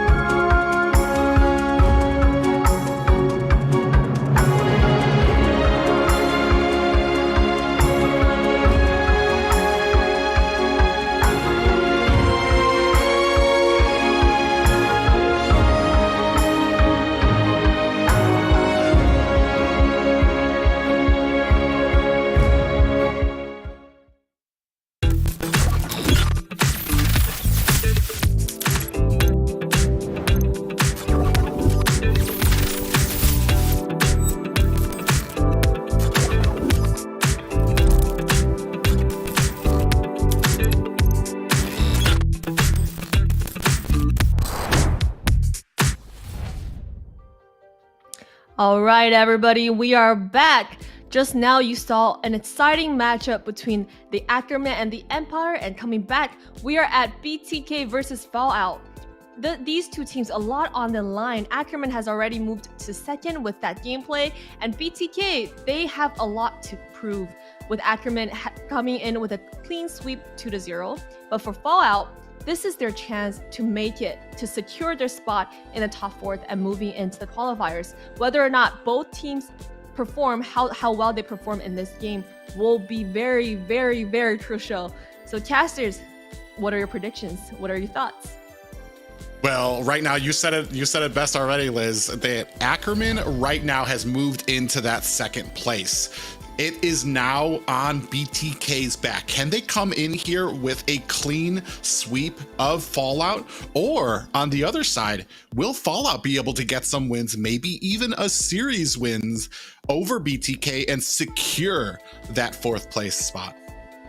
Like you talked about, it's really important for both teams, and either who wins, who takes the game, everything gets so crazy in the math. I won't go into all the nerdy statistics and who's got good chances and things like that, but I think Fallout and Empire both have had this incredible arc throughout the season where they started kind of low and they're getting so much better. It's kind of a test to see, and BTK the same. They kind of fell short early and they're coming up as well. How far has Fallout grown? Can they take a game off BTK? Can they take a series? It's up to Yato and T. Are they gonna perform, or are they gonna maybe trip it up a little bit in the game and give over a win? Every game is so important for today and tomorrow. So much pressure on these teams, I'm sure. And for sure, and for BTK right now, it's more for reputation, whether or not they come in as second and whether or not they can beat Ackerman and show that they can also take a 2-0 sweep. But for Fallout, this is the game. This is one of the games where whether or not they make it, even win a game, will be very crucial to whether or not they can make it into playoffs. Yeah, this is going to begin part one of one of the roughest weekends for Fallout to date of who they are going to have to face. Not only BTK tonight to try to secure that fourth place, but then gonna have to take whatever momentum from that and ball it all together as they take on Ohio Brothers next week as well, or tomorrow. So, and that's going to cap off this series here. That's going to cap off who goes to the playoffs. A lot on the line for these teams here.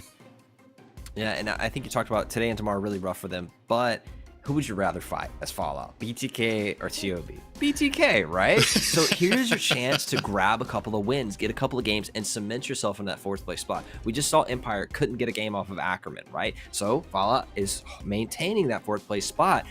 They got a rough weekend though. Empire plays LaimiTop tomorrow, expecting, at least in standings, a couple of wins there maybe.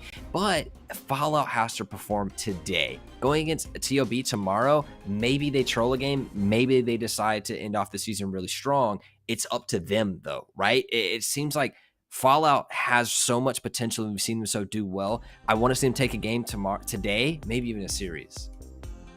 Yeah, you can bait the TOB to troll for a game, but with the Fallout, today is the day where they can probably secure a win if they try their best and really look out for what we talked about, just securing the early and late game. And the predictions, all our casters, again, voted in favor of BTK, like what Private and Ben said. It is the BTK's game to win, what everybody is thinking, and it seems like everybody besides Trex and Dead voted 2-1. They're the odd duo out.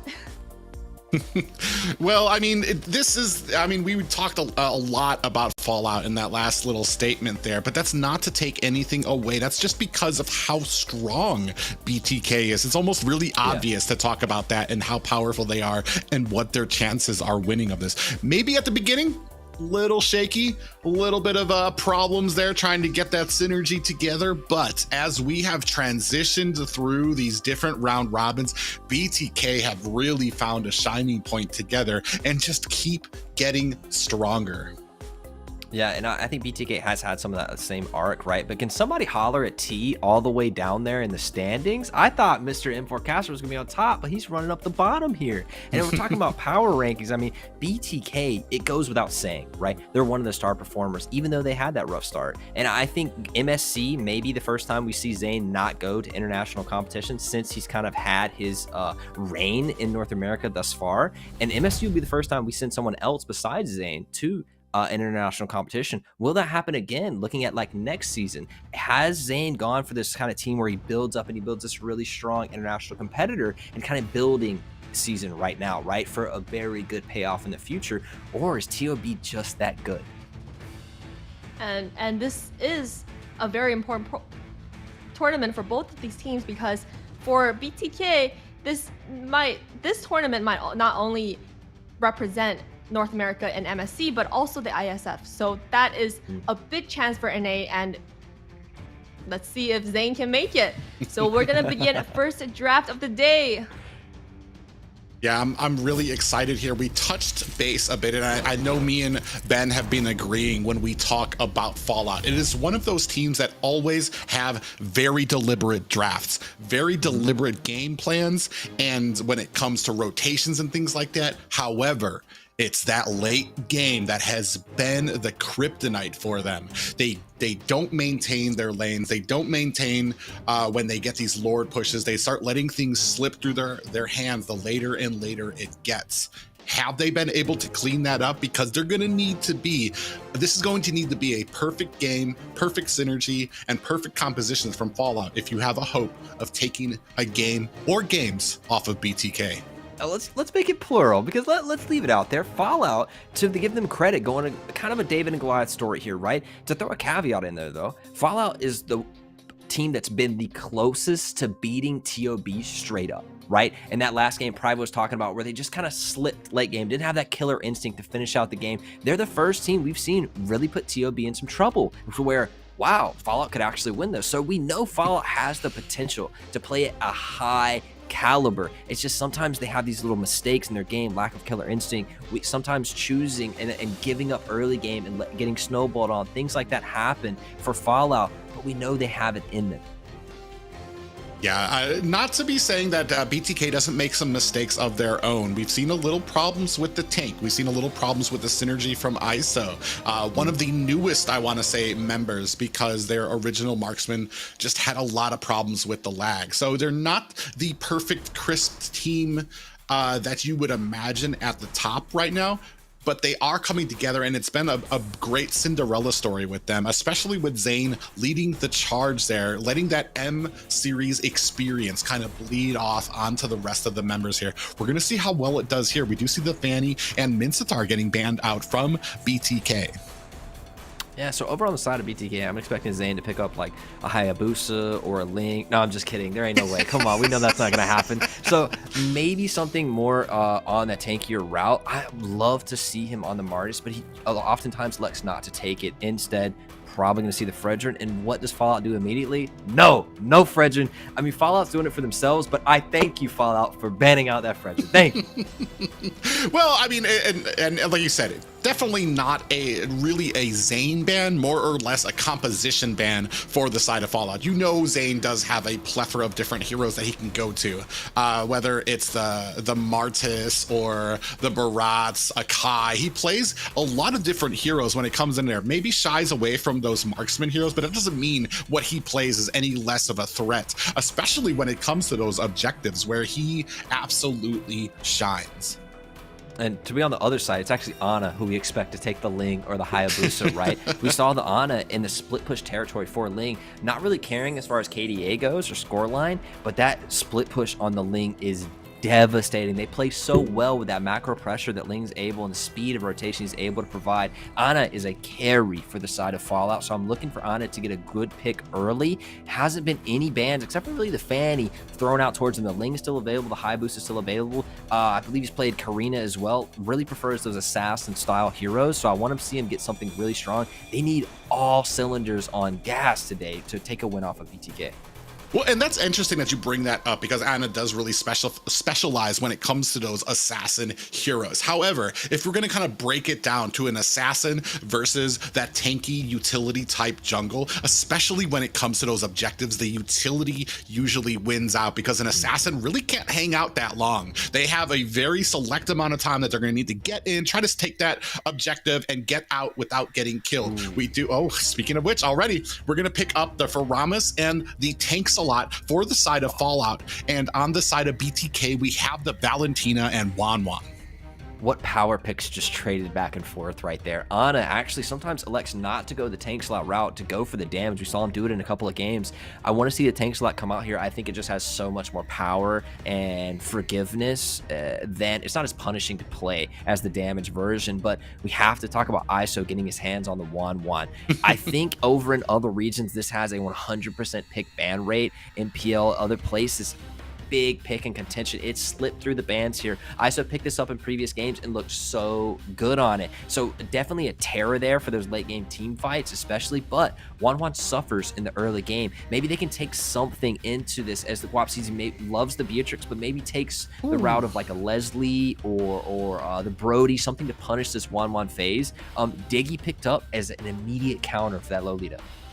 This already is gonna, I'm sweating because I'm imagining this play-by-play because you're gonna have the Numenon Blast coming down, then you're gonna have the Time Journey from Diggy, then you're gonna have Cult Altars coming out. It's a game of both teams trying to bait out the other ultimates, and it's really gonna depend on the spacing. Who can land them better? Who can kind of stave it off, keep it for the end of those fights to see who goes? There's just so much setting potential for both of these teams right now. And something I want to highlight actually for the viewers, if you don't like go back and do the nerdy details that we casters do, BTK lost a game in the qualifiers and it was to a Diggy. It seems that Diggy actually has a high win percentage against BTK, so much so that they were banning it out against a lot of teams. It slipped through here, and it feels like Diggy is actually a little bit of the bane of BTK and is involved in a lot of their losses. So maybe not a purposeful of the statistics route, but a great pick into BTK is the Diggy here. So we expect Mello to have a lot of value on that into BTK. Plays really well into at least the Numenon Blast that Lolita set up. Very interesting. We do have the Karina ban out for the side of Fallout. Definitely trying to take out that damage path. I think that's probably one of the last damage junglers that Mobazane has, besides the Martis that he can play out there. He has that Mortal Coil and everything he can try to get into. Oh, Lapu taken out, especially for that backline dive. Definitely looking to protect the Diggy and make sure that it's not an early game, the Martyr Diggy strat that we've seen, because he's so squishy and so susceptible to that huge amount of damage that a lot of characters can output. And Mello has struggled even on tankier roams, right? So now with something that's squishy, if you make those positional errors, it's so much more punishing. So it's interesting to see where Mello fits in this and how he plays around the rest of his members. Yes, you have that Cult Altar to kind of save you and get you out of dodge, and you want to be grouped up most of the time, but I mean, into the 1-1, I expect jungle to have a little bit of priority. T as well has the YZ available, but into a Diggy, it feels less good. I think the Lapo is a really smart ban here. Uzi picks up the Charizla, which actually plays pretty good into YZ. Arlat's already banned. Glue is banned as well. So the XP lane and the jungle have both been kind of pinched. They do take a Leslie ban to protect that 1-1 in lane. So I'm expecting either the Beatrix, the Melissa's banned as well. Maybe Beatrix or Brody here to answer that 1-1. Yeah, that's going to be very interesting here. Charizla, I mean, there's not a lot that can actually compete with him. Ooh, Esmeralda, something that we haven't seen a lot of. Once the kind of changes came up there with the update and she got just a little bit of a buff, you started seeing her a lot, and then she kind of slipped back into the abyss of nothingness there, and going to be making another showing out here. T is a great Esmeralda though, so that's going to be very interesting to see how he combats, especially into this Charizla. Yes, finally Zane's taking Martis. I'm so happy to see it. Thank you. I feel like Martis is such a good fit for Zane's playstyle. He loves to farm, and Martis has a great clear speed. He offers that early game pressure with the late game utility. I think it's a great hero for Zane to play, and it's a little bit more exciting than some of his usual heroes, shall we say. But to speak about the Esme into the Charizla, I think, correct me if I'm wrong, probably, I don't think Charizla has a shield, so there's not like a lot of shielding that Esme is going to gain against that. But Diggy, when Diggy lays that ultimate across the whole team, Esme's going to eat so much shield off that and be so happy. I really love BTK's drafts thus far. I think it has so many options. The Valentina will still over the Cult Ultra make it happen, and we do see the Brody to round out what Fallout wants to do. 1-1 may struggle in the lane phase. I do feel like Wanwan's going to struggle in the lane phase and Terizla is going to struggle in the lane phase. Maybe not Really? 1v1 against Esmeralda, but I feel like Esmeralda can traverse that map a lot faster than Terizla can. He doesn't have that speed boost that Esmeralda had, and he might be stuck trying to take out minions while Esmeralda rotates to the objective to join her team a lot faster. That's the only caveat I have here. I don't feel like, like I said, I don't feel like Esmeralda can take on Terizla, but she can definitely clear and run around the map a lot faster than he can. I mean, look at this team fight that Fallout has set up for themselves. You have Farmers, you have Diggy, Lancelot's so good, so many dashes when things get grouped up, and Terizla with the penalty zone flicker set. You've got Brody long range damage. I love Fallout's draft. I just kind of like BTK's a little bit better. If that Wanwan gets going and has the other members to set her up to get that ultimate going, she can run this whole team down. Reaches the battlefield. Ooh, I'm excited here. Both of these teams have a lot on the line. You said, we already told you, BTK is fighting to regain that second place. Fallout is fighting to maintain that fourth place seed, to take them to the playoffs, and we are starting in at game 1. Yeah, BTK needs to take 2-0 to get back to Ackerman's spot. If they lose a couple of games here, they may lose in win differential. They're losing out on $4 grand. This is a big thing, and seeding does affect this thing. BTK can't fall to 4th, but it's important for them to get first pick when they match up against Ackerman in the semifinals. Yeah, we've already talked about that before. It's more than, especially when it comes to these best of 3 matches. Some people can get a little worn out, especially that opening that you want to have the first pick. You want to have the first ban, and BTK is going to be fighting for that. And you see Nova Zane actually able to pick up the Lethal Wanderer, now starting in on Melody. This might be all she wrote, and we do have that reverse time. A nice little escape there from Melody, and a Thorned Rose from Anna coming in here, letting Nova Zane know that he is part of it. But look at the grouping from BTK, and this is what I've been wanting to see from BTK, is the answer, the synergy when it comes to these rotations. Yeah, I like that everybody's up and ready to go. Oh, dude, it's taking down Guapsi. Early death, and that is disaster for Wanwan to get an assist on this Brody who wants to have lane pressure. What can they answer with on the other side of the map is Fallout here, now falling behind in the tempo of this early game. Yeah, and that might be a little bit on Guapsi. You had to know all those players were there because Melody was right there and saw all of them, and then he was still kind of pulled out a little too far in that lane. Mobazane kind of making his way down to the bottom. You see Anna creeping around here. Not sure if he's going to be able to make something happen, kind of dancing around. He's going to be looking to steal this. Oh, but T catches him in the back end. Do have a Thorned Rose. I'm not even sure who got that. It was just a huge fight for a little jungle minion right there, but we're going to be setting up for these very first turtle. Fallout in a great position. We've seen it's going to be the Retri versus Retri when it comes to the Thorned Rose versus Mobazane here. Is it going to be enough? They're already having to back off. You see Uzi coming in here, putting on some damage. So they're already moving away, zoned out from this first turtle as T is chasing out Anna well into the back line. And this might be a clean pickup for BTK. Oh, Numenor Blast coming down, does land it onto Uzi, who's going to take the first death on his team. That's going to be, or not the first death, that's actually the third. Four deaths right now. Mobazane cleaning up. We do have a time journey. Guapsi gets taken out. Melody not enough to save him. This is not how you want to start a game if you're Fallout. This is disaster coming over, and somebody didn't get the memo there on that turtle fight because Uzi was still in the middle of 3 members of BTK, and the rest of Fallout was by going back to base. I mean, T pushed Anna all the way back to base, and that's just something that Uzi wasn't able to replicate on his side of it. Pushing out Zane, it wasn't a thing. And then Zane now sitting at 2-0 on Martis. And Wanwan taking pressure in the lane. This is honestly a disaster when it comes to Fallout. They're losing the positions they should be able to contest in, and Brody should be winning in this matchup. And yes, it was a 2v1, but Wanwan off to a good start spells disaster.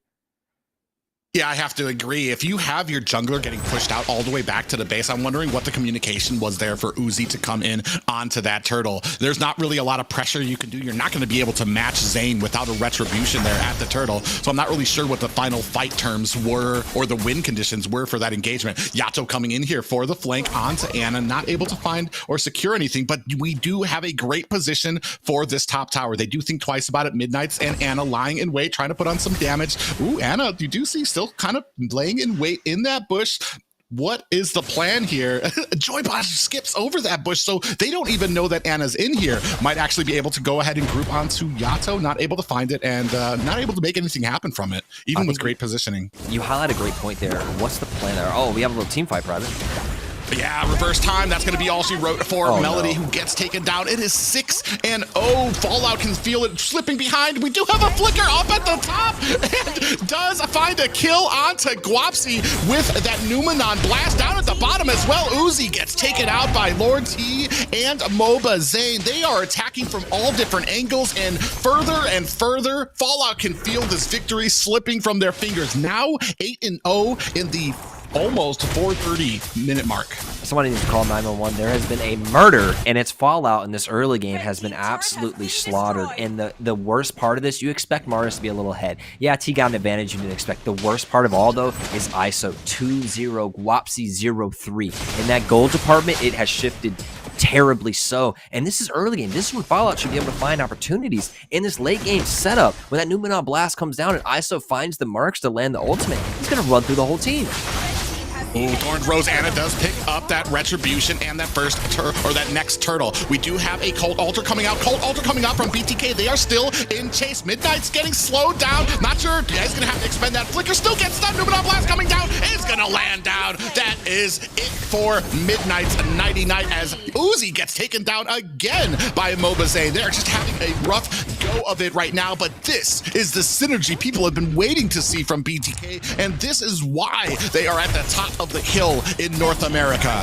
And BTK showing, you know, hey, listen, yeah, we're vibing for second and third place, but there is a large difference between BTK sitting in third and Fallout sitting in fourth right now before this game started. BTK looking to take that spot back from Ackerman if they do land this 2-0. But I think let's talk about what Fallout can do here, right?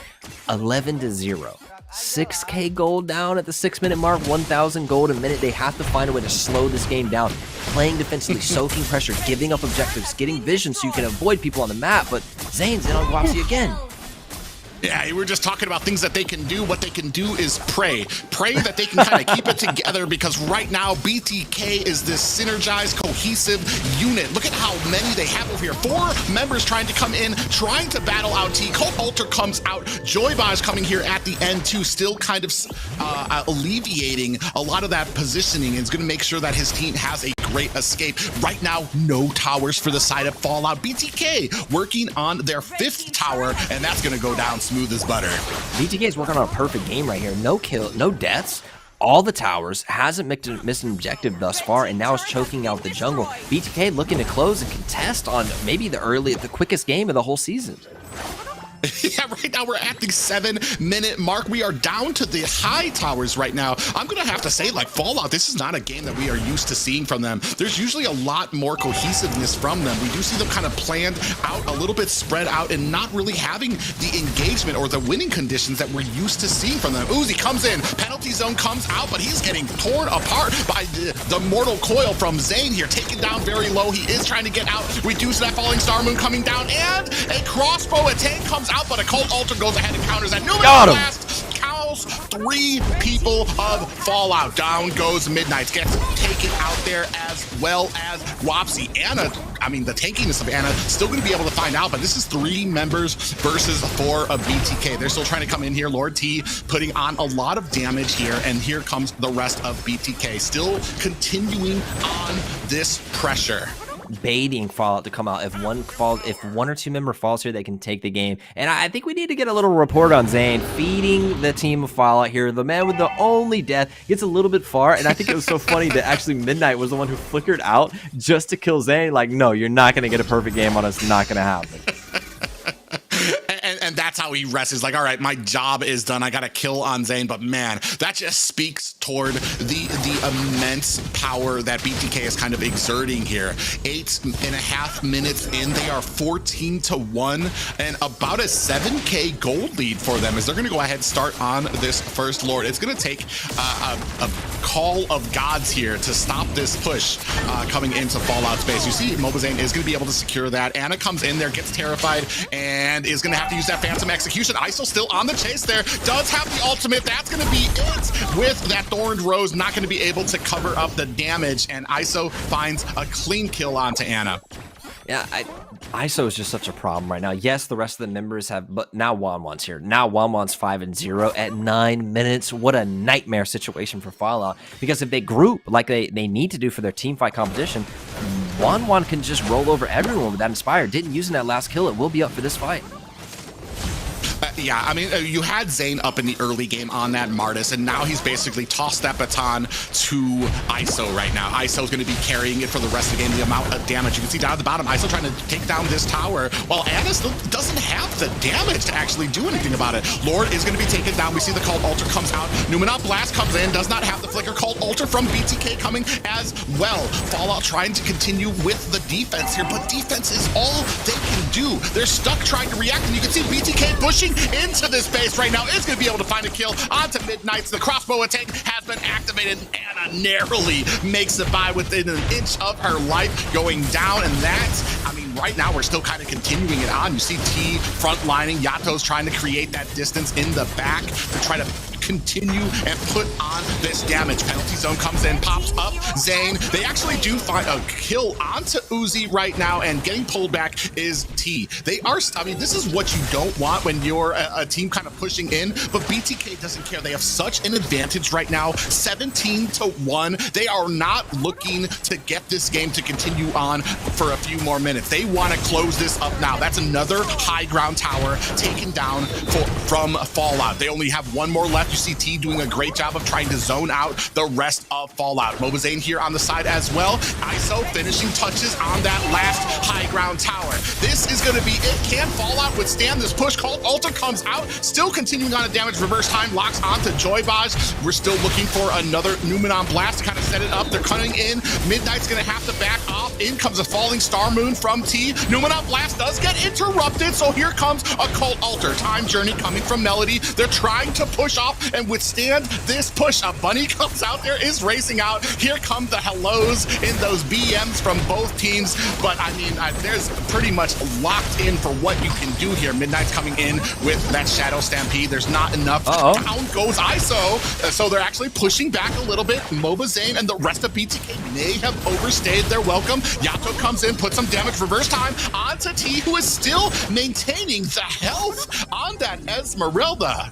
I feel like T's been in the enemy base of Fallout for like the last 2 minutes. That man lives in that, rent-free in there. And ISO, I don't know how he got caught early. Maybe a Faramis pull or something like that. Pulls in, and that relieves the pressure. Now BTA is like, okay, we got to go get another Lord to end this game. And I think they should go ahead and expedite this Lord process, because it feels like they can't go any further into the base Fallout. It's too early to be able to end this against a coordinated vibes team like this. T in here 5v1. Yeah, another engagement coming up here. Yato is on the back line, does activate a Time Journey of his own. They're starting to chase down Melody. T still deep into the back line of enemy territory. Look at him, just in between. As Cult Altar comes out, he does land the Falling Star Moon onto 3 members of Fallout. And Anna trying to zip line through the members is taking a heap of damage. Numenop Blast comes out, does not have the flicker from Joybaz. They're still continuing on this push. No minions left for either side, and now Fallout trying to push their aggression just a little bit. They don't have the numbers in their favor. They don't have the power. Uzi gonna get taken out by ISO. It is 4v5 right now in favor of BTK. Anna comes in. They're pretty tanky their side from Anna as well. Now they're coming in with a lot more damage. Count Altar comes out from BTK. Still trying to put in a Falling Star Moon. Drops Fallout very low. We do see that the base crystal down to about 1/10 of health, and that is going to be the first game going over to BTK. Private, are you okay over there, man? That fight lasted so long. BTK lived in the base of Fallout right there. And yes, it was kind of trolly, a little bit of recalls being traded back and forth, but BTK ends the game very quickly. I thought it could have gone like sub 9 minute had they got the right play, but Fallout does lengthen it out a little bit more. BTK able to take the game means that if they win this next one, they take that second place back from Ackerman. BTK spent so much time in Fallout's base that I'm pretty sure they are legally residents of that base and have to be served an eviction notice to leave. That was an amazing amount of synergy from them.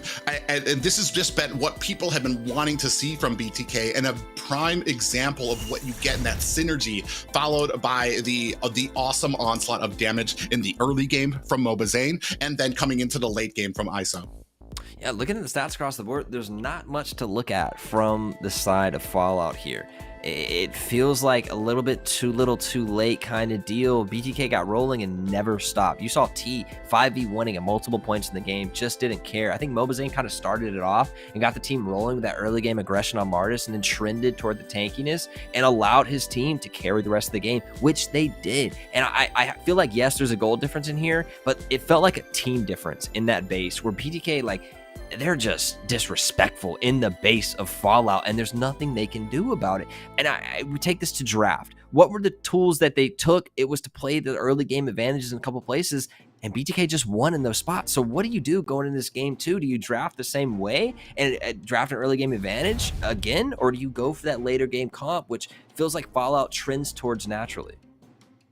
It's gonna be I don't even know. That was not one of the greatest games for Fallout. We can see here from the replay, this is the last game-winning push for BTK. I mean, you're 17-2 right now. The goal difference is about 10K. There's not much that Fallout can do. You can see once they start falling, you already have Uzi down. It just starts one after another if they start focusing down heroes here. I mean, like we were talking about, it's the 12-minute mark, and BTK was just so dominant here. The Cult Altar comes out, and then that beautiful falling star moon takes 3 members of Fallout down to about 10% health. They all have to go back, and easily BTK comes in there to finish off the base crystal. Yeah, and I think T was an absolute menace in that game, and there he trades his life so that the team can end the rest of the Fallout. Finally, someone shoves Fallout back, not into their base, but into their fountain so that they can't come out of there. And I mean, they're so deep. Let's see what Fallout can do to come back in this game, right? Nobody likes to sweep, even though I voted for it. Nobody likes to see it. We want to see a competitive series, and that looked anything but competitive, to be honest. The difference between 3rd and 4th place right there, it feels like a mile. So I want to see Fallout come out here and show us the trend that they've been going on. They've been getting stronger as the season's gone on. They went through a little bit of drama, a couple of L's early, and they've really had a stride towards the end of the season, and I want to see them finish strong here. Yeah, I mean, I talked a little bit about it. That was not the same Fallout that I've been seeing throughout here. We saw, especially in that early game, we saw a lot of aggression coming up towards Guapsi, and I don't really know if Guapsi was respecting the amount of people he saw on the mini-map. I mean, you saw that Diggy got cornered by 3 members. Diggy was able to get away, but Guapsi still had the I almost want to say audacity to kind of go push forward in his lane, knowing that there were just 3 members of BTK there, and ultimately paid the price. And that kind of was a running storyline through the early game, which helped Mobazane to get those early kills and then facilitate that absolute monstrous push by them. And to echo your point of this isn't really the same Fallout, when they play against TOB, they lay back and they soak pressure under turrets. They remove themselves from getting dove. They give up gold across the map because they know TOB is there in rotation and they play somewhere else. But in this game, I didn't see any of that. I saw them responding to plays, not respecting the roams of BTK, and getting ultimately punished. And then it got to the point where they really didn't have anything to do. BTK wasn't going to make a mistake anymore, and they would have had to make several mistakes for Fallout to get back in that game. They choked him out of the game. Starting in this game, Fallout has picked up the glue, which I love. I think it's very dominant. Let's see what else they can draft here in these first 3 picks. I want to see them strong. Let me see that Anna Ling again, something like that. Well, on both sides, we did take out the Faramis and the Wanwan that we had in the last game, which opened up the glue, which opened up the Cho. We still do have the Valentina out there, which is actually kind of interesting for me because, I mean, it does seem like Fallout really doesn't want to pick up the Valentina or even BTK right now. They're going to go ahead, prioritize the Kadita. We do know, I mean, when it comes to a lot of these engagements that happen, especially if you can get a decent amount of CC, Kadita can be pretty lethal with her ultimate, the rough waves and popping people up, and then especially with the Petrify on there. It looks like right what you just said, the pick comp coming out from BTK, having the Cho being able to kick someone back in, and then Kadita lock him in with the Petri. That's going to be someone dead, most likely. We'll see which way that switches. Could it be Joybaz running the Kadita roam? Could it be Yato playing? Interesting to see how that switches around here. Got maybe a little bit of flex trolling here. Trolling may be too harsh of a word. Maybe a little bit of flexibility coming out for BTK. With Fallout, Ana gets his hands on the fabled Fanny. And if you know about BTK in previous seasons, they fell to a Fanny a couple of times, and it's been a staple ban for them throughout this entire tournament. Ana picks it up. Anna picks it up, but picks it up very early. When BTK did fall, that was one of the last picks, and it was a very secured pick because they didn't have counters to it or counters available. We already started off with a choke pick. Good counter for when you can lock on to Fanny. We still have other picks up there that can kind of come out there. We still have the possibility of a Kufra. We have the possibility of an Akai coming out for Mobazane. There are just, I feel like this might be an early pick. I mean, you're going to have to play the game, the Fanny game of your life, especially because BTK not really a slouch when it comes to these drafts. I agree. I think BTK's draft has gotten a lot stronger, and we kind of questioned a lot of moves early, but it has gotten a lot stronger in that department. And I think you're right. A tough game for Ana, but if anybody can do it, it's Ana. I mean, the macro gameplay that comes out of Ana a lot of times, that's why I was kind of requesting that they take the Ling, because the macro pressure that Ana can put on the map, solo carrying the team of Fallout sometimes in that pressure that he provides, Fanny can do kind of the same thing, right? And maybe even has an early game spike. Doesn't have that late game ability that Ling has, but we'll see what happens for Ana as this draft rounds out. The Diggy has been taken away from BTK. The bane of some of their losses didn't matter last game. Mellow on that Diggy. We didn't see a lot of value coming out from it, and I'm not saying he got a lot of chance to do anything, but it still didn't feel very valuable. I agree with that. Fredrin going to be taken out of here as well. But I mean, we were talking about it before. And then they took out the Karina. We kind of knew that Martis was going to be coming out for if they were looking for a damage dealer on Mobazane there. So it's going to be very interesting to see what we come out with here. I mean, against the Fanny, I think we're kind of looking for something a little bit tankier from their side. I mean, unless you think that you have the counters for Fanny down, Fanny is able to kind of traverse the map very fast, able to get those buffs, I want to say decently fast. Yeah. able to get around the map to get to those buffs fast. I don't want to say she is able to take them down very fast. Oh, a Badang being picked up here by T. Has been played so recently in a lot of the meta of North America, at least in my very epic rank. A lot of Badangs have been played, right? And I feel like he's kind of gaining popularity. And I don't know if he got shadow buffed or something like that. He got a small increase, I believe, in the last patch, but it wasn't like a lot. So interesting to see T on Badang here. I don't know. Ooh, the Grok is a really good pairing with Fanny, can set a lot of things up, and I think plays well into the Badang because that'll offer him another wall. Badang will create for him another thing to stand beside. Mello should have some opportunity here. Guapsi elects to take the Harith into the Brody. That's an interesting choice because I feel like it can get popped by torn apart memories pretty easily. What do you feel about that? Yeah, I mean, if you're looking for some of those, for someone to land some of those skill shots, he can maybe dodge Brody a bit, but I mean, his auto attacks still do a decent amount of damage out there. I do like the idea of T on this Badang when it comes to facing a glue in lane, because that fist crack comes out and the passive from Badang as well. You can create distance. Also, that fist crack can hit everything from glue to also his minions when he uses that split. So I mean, it's a great tool to have in the pocket of BTK. Yeah, and Zane picking up the Pack, which he's really strong on. And I feel like Pack a lot of times is played as an assassin in the jungle. Interesting to see what emblem he'll decide to take. I'm guessing that'll be the high and dry to really pick off opportunities with Fanny and a couple of other members to be able to pick a lot. And we saw from last game, the rotations are just there for BTK. And it feels like Fallout either doesn't call someone missing, the roam doesn't get vision of them, or somehow it ends up that 3 people are killing one of Fallout a lot of last game. Let's see what Fallout can do to bring themselves back and show us why they're seeded number 4. The enemy reaches the We talked about it before. This is the start of a rough weekend for Fallout. Can they turn this around? First match against BTK already in the books. Now is where it matters. If they can take a win off the monsters of BTK here, it will speak mountains for them when it comes to the standings. What a clean skin Zane shows there. I don't know if I've seen that skin before. I don't play Pack a lot, but what a clean skin on that Pack. They got a lot of fancy skins coming out here. Already putting on a lot of pressure onto Uzi, trying to negate that early game dominance that Glue usually has in the XP lane. Yeah, and I think that Glue plays well into Badang, but Badang's always going to have that late game potential with the flicker set, and he has gone with the high and dry. It's actually Zane taking the jungle emblem, which is an interesting choice, I think. Yeah, you see Yato doing a great job trying to harass and put pressure onto Fallout. He's going to be able to find an escape. Great job of Uzi with that map presence to come in there, provide a little bit of support for his team. Oh, Private, this is Yato on Cho, and Joyboss is playing mid in mage position. Interesting switch up here. Flexibility in the positions. BTK showing some versatility here on these picks, and they're already up one game, right? They know they want to win the second game to have a better choice of first pick when they face Ackerman in the semifinals, but showing some flexibility here. I think they've done this before last weekend, correct? Yeah, and we were talking about before that that BTK usually does get very comfortable when it comes to the second game, depending on how they did in the first. And this is showing that confidence that they have already. Yato, I mean, 1v2 here at the mid lane, and already able to kind of switch up these picks and the roles that we're playing.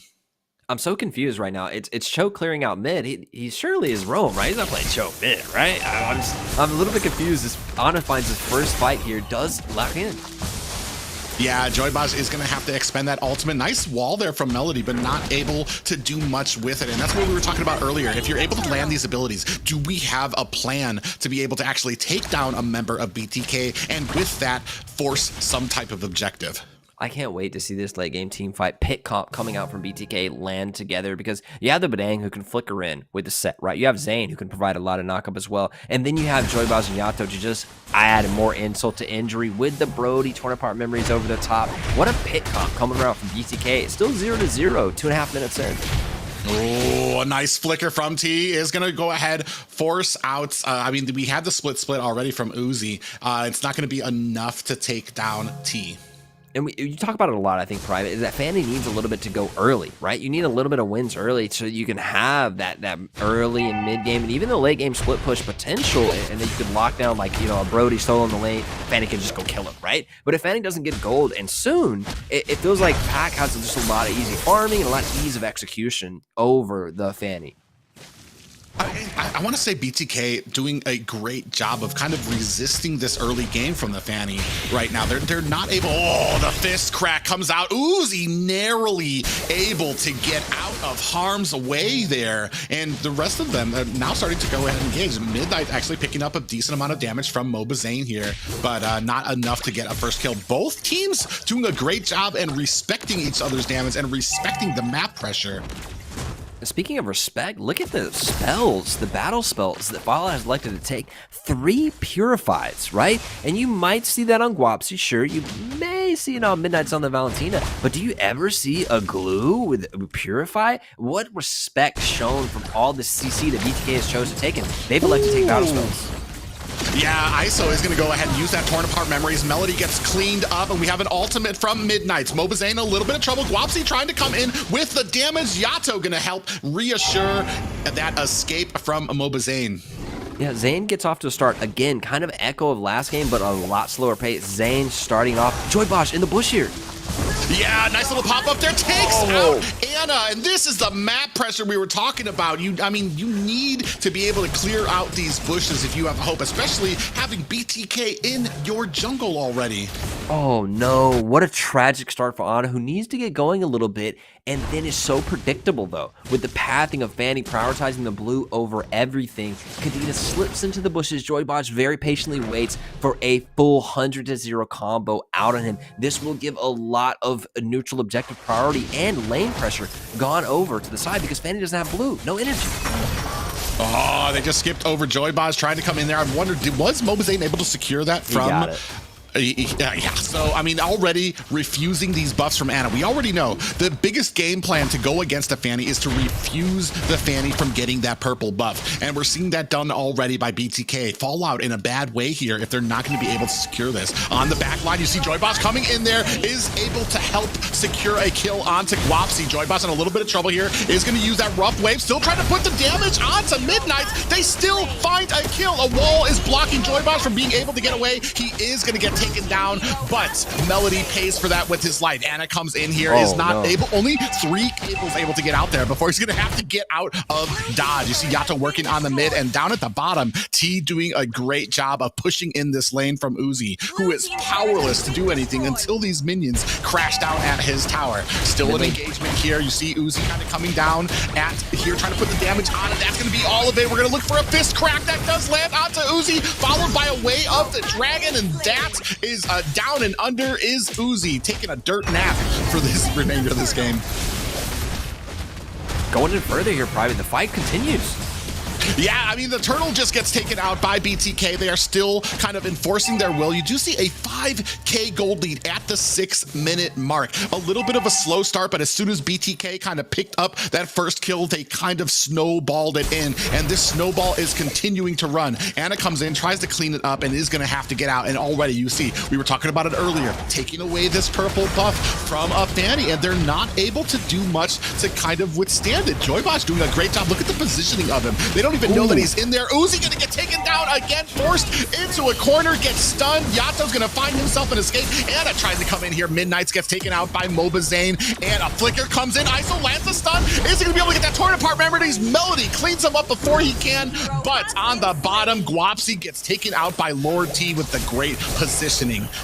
And just talk about these teams a little bit more. I mean, every member on the side of BTK has a CC, right? Has some type of stun. Multiple members have 2 or more, right? Such a CC stomp comp, hit comp coming out for BTK. I feels like when one thing hits, it's just a pain train with all the rest of the CC to layer on top of it. And even Glue is susceptible to this. They've taken so many purifies.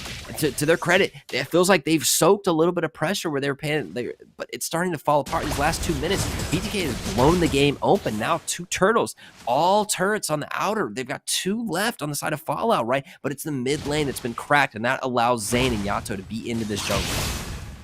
Yeah, not just the mid lane, but then eating up that purple buff, which is not allowing Anna really much. I mean, you got what, 3-4 cables that you can go in there, and then you're going to have to get out of dodge again to go reset at the core. So I mean, it's a very interesting. Yato comes in there. Ooh, nice little wall there. Does go ahead, land a pop up onto Yato, and following up is a kill, a nice clean kill there for Guapsi. Mobazane coming in here. He is going to go ahead, snatch up this purple buff. Uzi is going to land that split on the Mobazane, but here in the back line, you can see Anna gets taken out by the torn apart memories of ISO. Terrified on the Jovage, and that is 4 kills now for Fallout. Trying to do a great job to hang on to this game. They're saying they're not down and out of it yet. Yeah, a couple of kills coming back from Fallout, which feels good, but look at the difference between the Retry, level 13 on Zane, level 9 on Ana. Zane is going to be picking that blue buff on cooldown. They surpassed the Lord. They don't even want it. They want all the buffs, further pushing Fanny out of the game. They're prioritizing stealing enemy jungle camps over neutral objectives.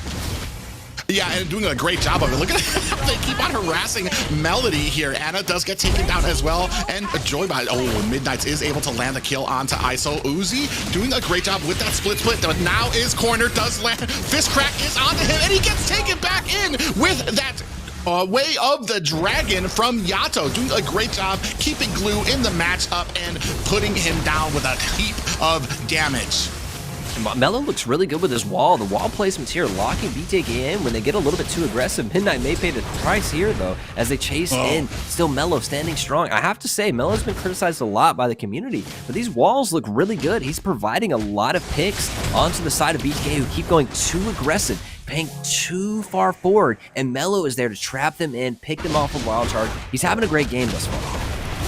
I mean, we were just talking about it too here. Look at the purple buff going to go down to BTK as well. And I have to agree, Melody has had some great walls here. It's just that when you're this far behind, it's very hard for your team to actually be able to capitalize on it. I mean, who is so far, or Fallout is so far behind that no matter who they catch, there's going to be an escape for them. There's going to be a push. The rest of BTK is going to be able to come in there and secure an escape for their team. Joybosh coming in from the back, does land a conceal and pop up. Guapsi goes down. Midnight's in trouble, and T coming up to try to finish up the job. We do have a pop-up on the Joybosh with that split, trying to put on damage is the Uzi there, but I think this is going to be a wrap for Uzi. Deep into enemy territory. Look at him trying to get out. So much CC. Uzi basically in a coma. It's going to get taken down there. It is 6-14 in favor of the Bloodthirsty Kings. And Ana on the other side of the map does get some macro pressure, pushing a turret, but BTK doesn't care. They really don't mind losing a couple turrets here. They're going to keep shoving,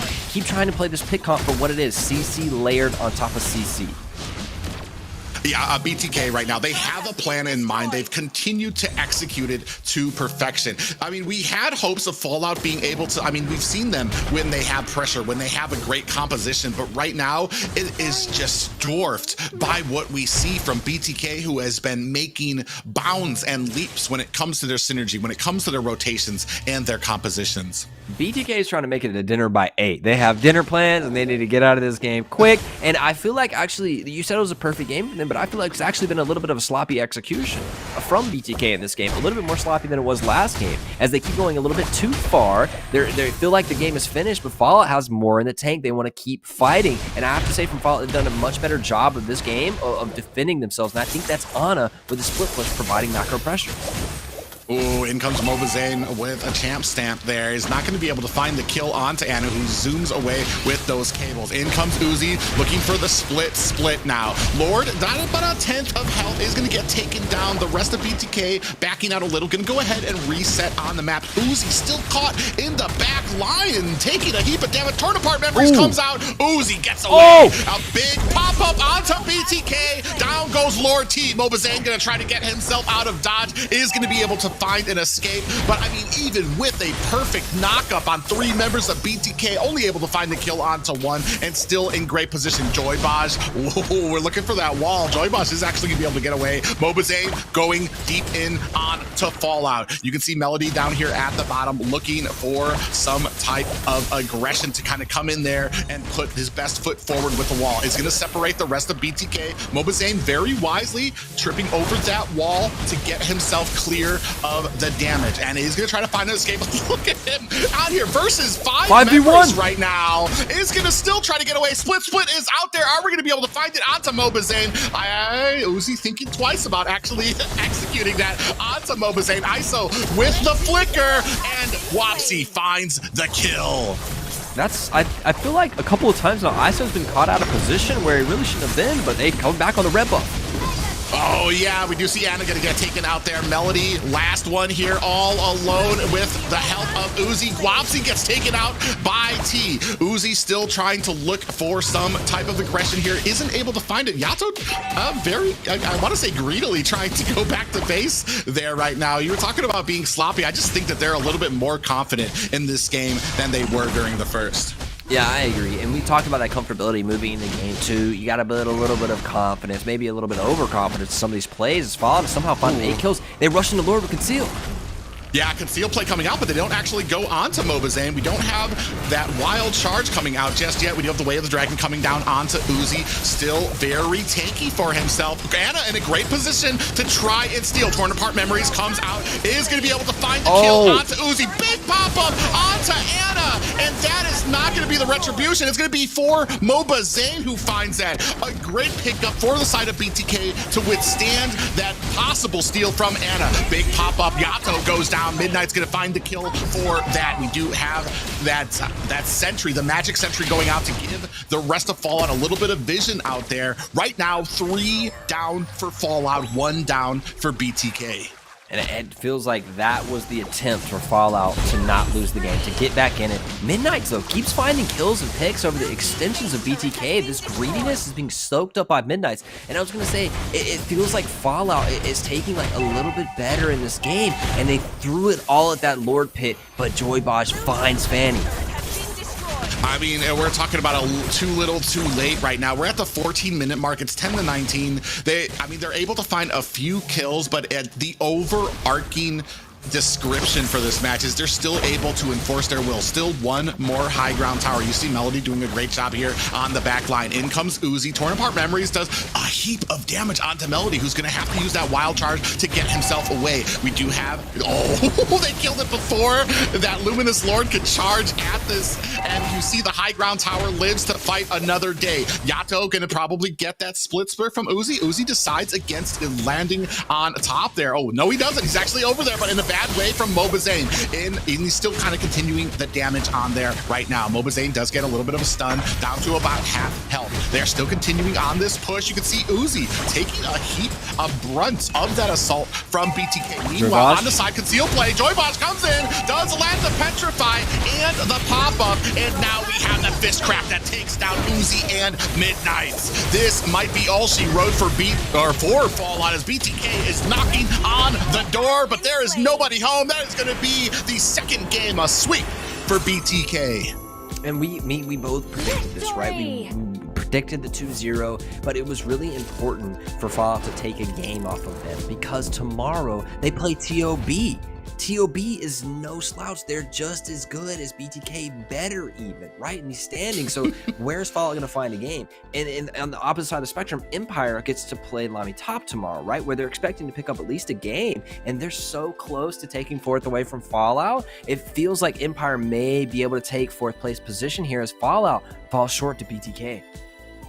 I mean, it would have been nice to see. I mean, I think just on paper, we all knew what the end game was going to be here when it comes to BTK. And I mean, honestly, I have to say, even I'm impressed with how that match went for BTK. It was very solid, there's a lot of synergy, and especially in that first game, a very few mistakes. Second game, you marked it out there, a little sloppier, a little bit more confident in what they had to do. They didn't mind taking deaths. Yeah, I feel like, and you actually called it in draft, an early Fanny pick felt not good. And we see the performance here, never really got support in the jungle to get their own buffs, invaded very early. I think it was the second blue, actually. Zane was there, steals the deal with Retri, and from then on, Ana becomes kind of a has to play around the base and use that defender's advantage with the fountain to heal up, get energy, and go out. But you've only, like you said, got 3 cables, and then you're done. It felt like Fanny was rendered neutralized. Absolutely, and we talked about pressure for today, and it seems like pressure has really catched up with Fallout, and they're just not ready for that pressure against the 2 best teams. And today was a day, but we saw 2 sweeps with both BTK and Ackerman. BTK still securing their pride, still showing their performance as one of the top teams this series. And I mean, Fanny. Playing against Fanny for BTK seems like it was still at ease. Yeah, so, well, I mean, we talked about it. It was a very early pick for Fanny. Not just an early pick, but you already had a Cho out there as well, which is a really good pick against Fanny. And going into this replay, we see the gold, it's 8 kills up, right? It's a 5k gold advantage. But watch the way Uzi gets picked out by ISO. Now they have no front line, but it's Joybosh who sits in the bushes and finds Fanny. The only hope, this was all Fallout throwing everything they had to not lose this game. And Joybosh picks the Fanny, finds the knockup, and that seals the deal for the rest of this game. After this, they go in and they finish the team up. They break the high ground turrets and end the game quite quickly after this. But it felt like that was Fallout's time to try to retry the Lord and steal and get back in it, but Joybosh says not today. Yeah, and this game might just put Fallout a little bit behind than the Empire, as the Empire, we'll see which team comes on top, but a lot of great replays. And even though Fallout has come short even in the very start of the match, there's still a lot of times where they try their best to come back a little bit in the series. And the MVP goes to the Mobazane, the god of ML, Mobazane, the most valued players with that Martis. What we really wanted to see him play. What were thoughts, guys? I mean, and not just the Martis and the Paquito as well. I mean, he did a great job. And this is what's a lot been the big questions on the community's minds is Mobazane, can he only play the tanks? Can he only play this? And every single time Mobazane's able to kind of go out there and show, it's not just the tanky heroes, not just the Fredrin. You would see over there too, I mean, he just has a great, I want to say, understanding of the game and where he needs to be to kind of find these kills.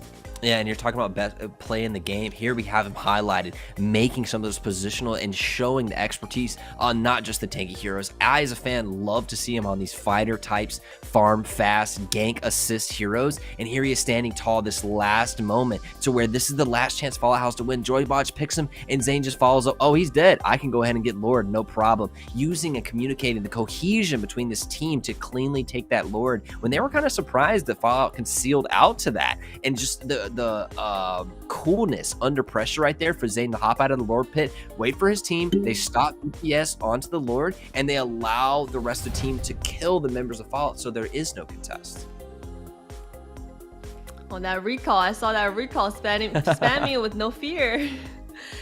And that's just what we want to see. We're going to take a little break before we come back to the last series. Don't go anywhere, and we're ready to see you back.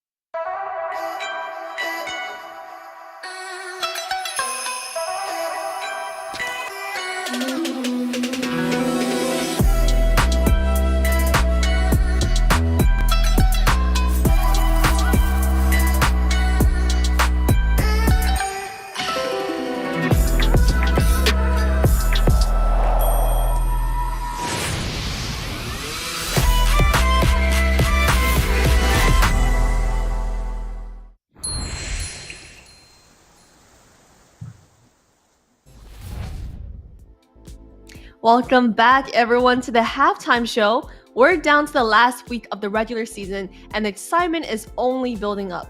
But before we dive into the rest of the match, we have some exciting community news to share to you. First up, we want to remind everyone to cast their votes for their favorite dual casters. The deadline to vote for this is Sunday, so don't miss your chance to have your voice heard. Your votes will determine which duels will be hosting the playoff and live stream, so remember to pick and choose wisely. Head over to our Discord server to cast your votes now. Now, for our second piece of news, we have so many incredible players in the NA community, and we love to celebrate their stories. This week, we shared the story of our good friend Nicky Poo, or Chutterjun Nick. If you haven't checked out our latest interview with him, make sure you do. We had a fantastic time chatting with him and learning about his journey in the Mobile Legends world. And who knows, the next story could be about you.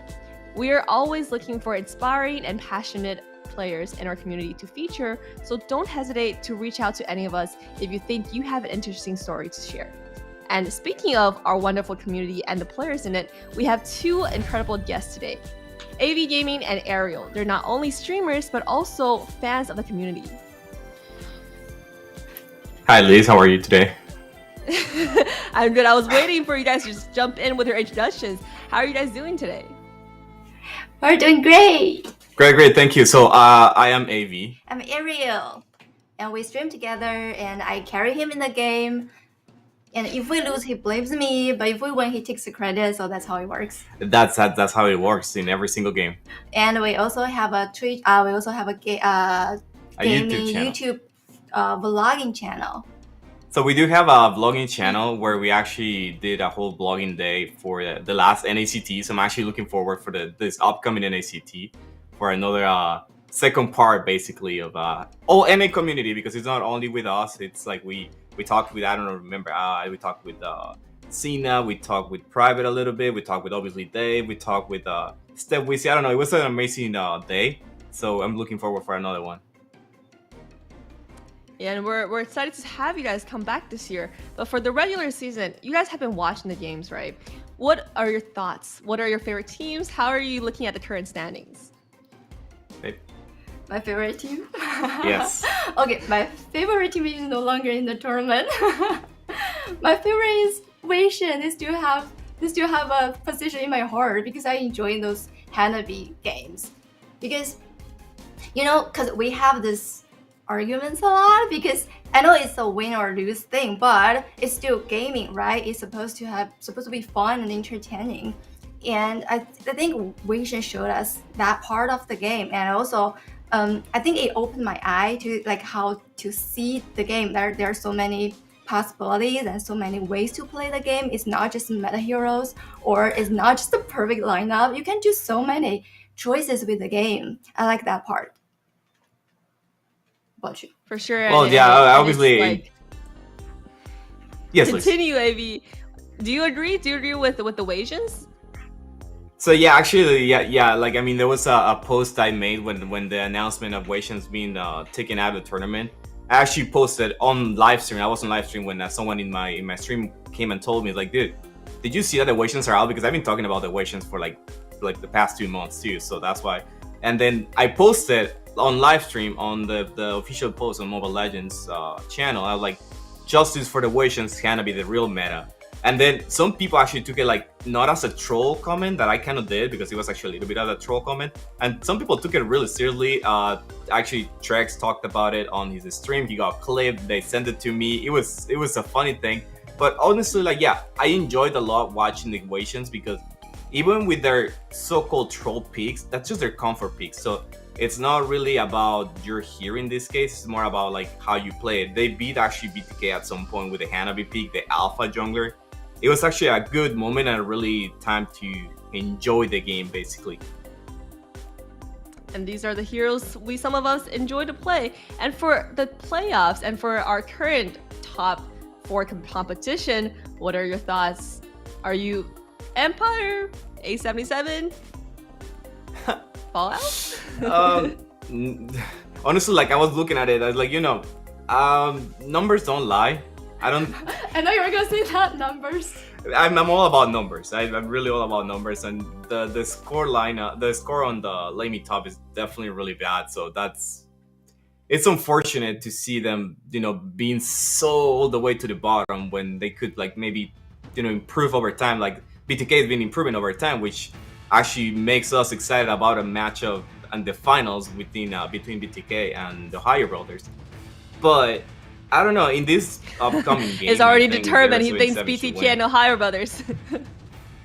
Yeah, I think it's gonna be like Ohio brother win the first two games, and then they decide to troll on the third game, and then pick Mia or Fanny Tank, and then they lose on the third game, and then they win on the fourth game, and then they take the win. And you heard it. That's what AV Gaming and Ariel's stirring up a lot of controversy with BTK and Ohio brothers basically going to the grand final, and Ariel thinks that the Ohio brothers might troll with the Mia tank but still win the series. So that was some bold statements that you guys have made. I hope at least we get to see Shark again on the Fanny. I don't know. I hope you. I'm not sure if we're gonna see Shark with Fanny in the grand final, but let's see if LaimiTop can make them do that tomorrow. But thank you guys so much for joining us today. Make sure you follow them on their stream accounts. You guys will be going to Vegas, right? Yes. I will see you all in Vegas for sure. Yeah, so we will catch them in our stream. If you guys can't make it to Vegas, you can always watch your streams and get a chance to see how the community, how the event is. But thank you guys for joining us. We'll take a short break and see you guys back for the last match of the day. Thank you guys. Good luck with the games.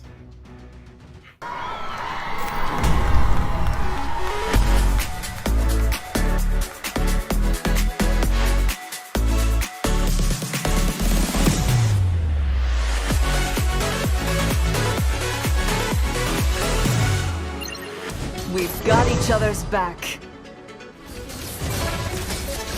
Legendary! We're the best duet ever. An enemy has been slain. The melody is my calling.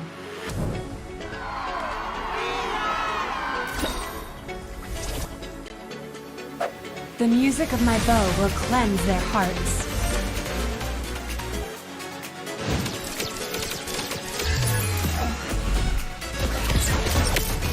Legendary!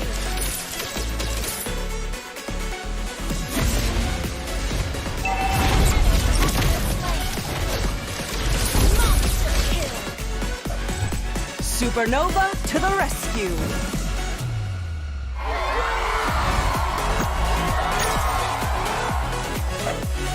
Music is the strongest form of magic.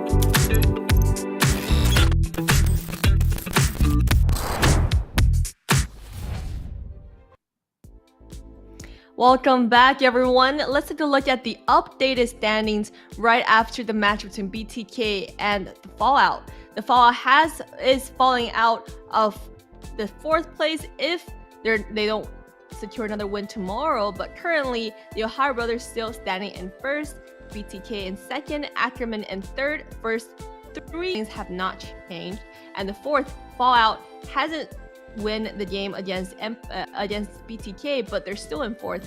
And then we have the Empire versus Area 77. So for Fallout, they're really hoping that tomorrow LaimiTop will be winning some games against the Empire in order to secure their place.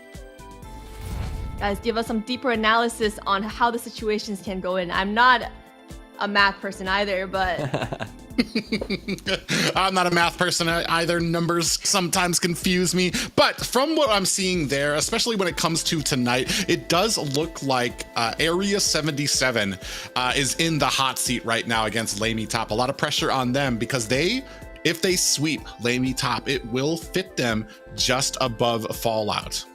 A lot of movement can happen in the 2 through like 6 range. The teams are really close. 1st and 2nd, because of Wasion's DQ, it throws around the brackets a little bit, and it actually gives the advantage over to BTK. Tomorrow does play Area 77, so they have a chance to gain points and just seal the deal on as far as now. If Area 77 wins a lot tomorrow and maybe shuts out BTK in a sweep, things change around crazy. But if things go as we predict, the biggest movement today could be Area 77 if they sweep, taking 4th place away from Fallout. And Fallout, they have to play TOB tomorrow, right? So it's like, oh, it feels really bad. Empire plays LaimiTop, Area 77, BTK. So it feels like Empire has the greatest chance to take 4th if I was to like bet all my money in my bank and lose everything if I lost. But a lot of movement for that 4th place spot.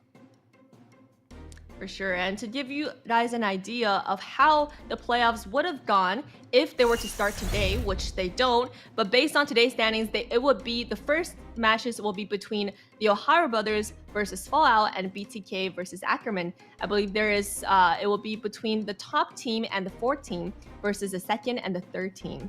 And whoever wins will be going into the next round of the winners bracket until the last. Yeah, and we were talking about this before too. That first pick, first ban, so important for these teams right now. BTK basically securing it right now. So that means that you're gonna have to have a plan if you're either Ackerman or one of the 3 teams right now that are vying for 4th place. That screen it actually confused me because I saw another bracket down below, because the playoffs is double elimination. So these teams will have a chance to run the gauntlet if they do lose early. I mean, you're kind of like, biting on your nails if you're that 4th place team going against TOB. I don't think you'll see any room for error or imagination in those games. The playoff, I think, it will be strictly business. So to go against a team like TOB, that 4th place slot, I mean, like, you want to be in playoffs, but like, man, now we got to play TOB. It's a tough spot, you know? It is a tough spot. It is a lot of chances and opportunities having a fresh start in the playoffs, but TOB, they're not looking to make any mistakes. And we're gonna quickly go into the draft of the last game today. Yeah, we were just talking about a very important match for Area 77, but blocking their way, LaimiTop. We've talked about it, a great effort put forth by LaimiTop. Haven't right now been able to kind of capture that magic, but they still have a lot of room to grow here. There's not any room. The pressure is all on Area 77 in this match. LaimiTop know where they are. They're in it right now. They're relaxing. They're gaining that experience. It's all pressure on Area 77. They need a sweep here. Yeah, like Private is alluding towards, mathematically, LaimiTop is out of playoffs, right? They can't make it. And that's a tough spot to sit in, but we have to give them props for still showing up and playing these games and finishing out the season. We hope that they stick together in future seasons so they can use all the experience that they gained in this to go forward. But what LaimiTop can do is they can ruin somebody's day on the other side. If they take a couple of games off Area 77, they take a game off of them, then things start to get really crazy in game differential. That's the biggest thing LaimiTop can add to this and throw in the way of Area 7. If they take a game here, now Area 77 doesn't get to 4th place with 2 wins here, you know, it shakes things up a lot. So although they're out, they still have a lot of influence in how these games go for the next 2 days. Excuse me, today and tomorrow. Yeah, that's an amazing way to put it. Like, they're out of it, but they still have a wrench that they can throw. They can still ruin somebody's day this weekend if they can get a victory off of one of them. So we're going to see how well LaimiTop can kind of compete here against a team like Area 77. Now, Area 77, a very bright star here, especially at the beginning of these round robins. However, they have struggled. There's been a lot of mix-ups when it comes to the roster, who's playing what role, and it does feel like sometimes they get frustrated. They play a very emotional game. When they're on it, and they kind of crush competition. When there's a loss, when something doesn't go their way, it feels like it's very hard for Area 77 to get themselves out of that hole. Yeah, I feel like Area 77's like graph throughout the season looks kind of like a mountain. Like they kind of went up and then they really went down, and it's been kind of a fall from grace. I know me is like predicting these games and how they're going to go. I've kept putting faith in Area 77 in a couple of places, and we're just seeing like how far have they fallen truly. And we have to assume that emotional has gone into play because we know these players can compete with some of the top teams here, but they're not lately, right? And so we think that emotions are in the mix of that. But regardless, the numbers are as they lay at the end of the season. And that's found Area 7 towards the bottom of the board. They haven't fallen so far, though, that they're out of playoffs, which is a saving grace for Area 77. They can turn their season around right here, right now. Yeah, and it's going to be an amazing journey for either of these teams. We've talked so much about this fourth place, but here in the draft, I mean, we can see some very prototypical bands coming out, and especially with that first pick going over to Valentina.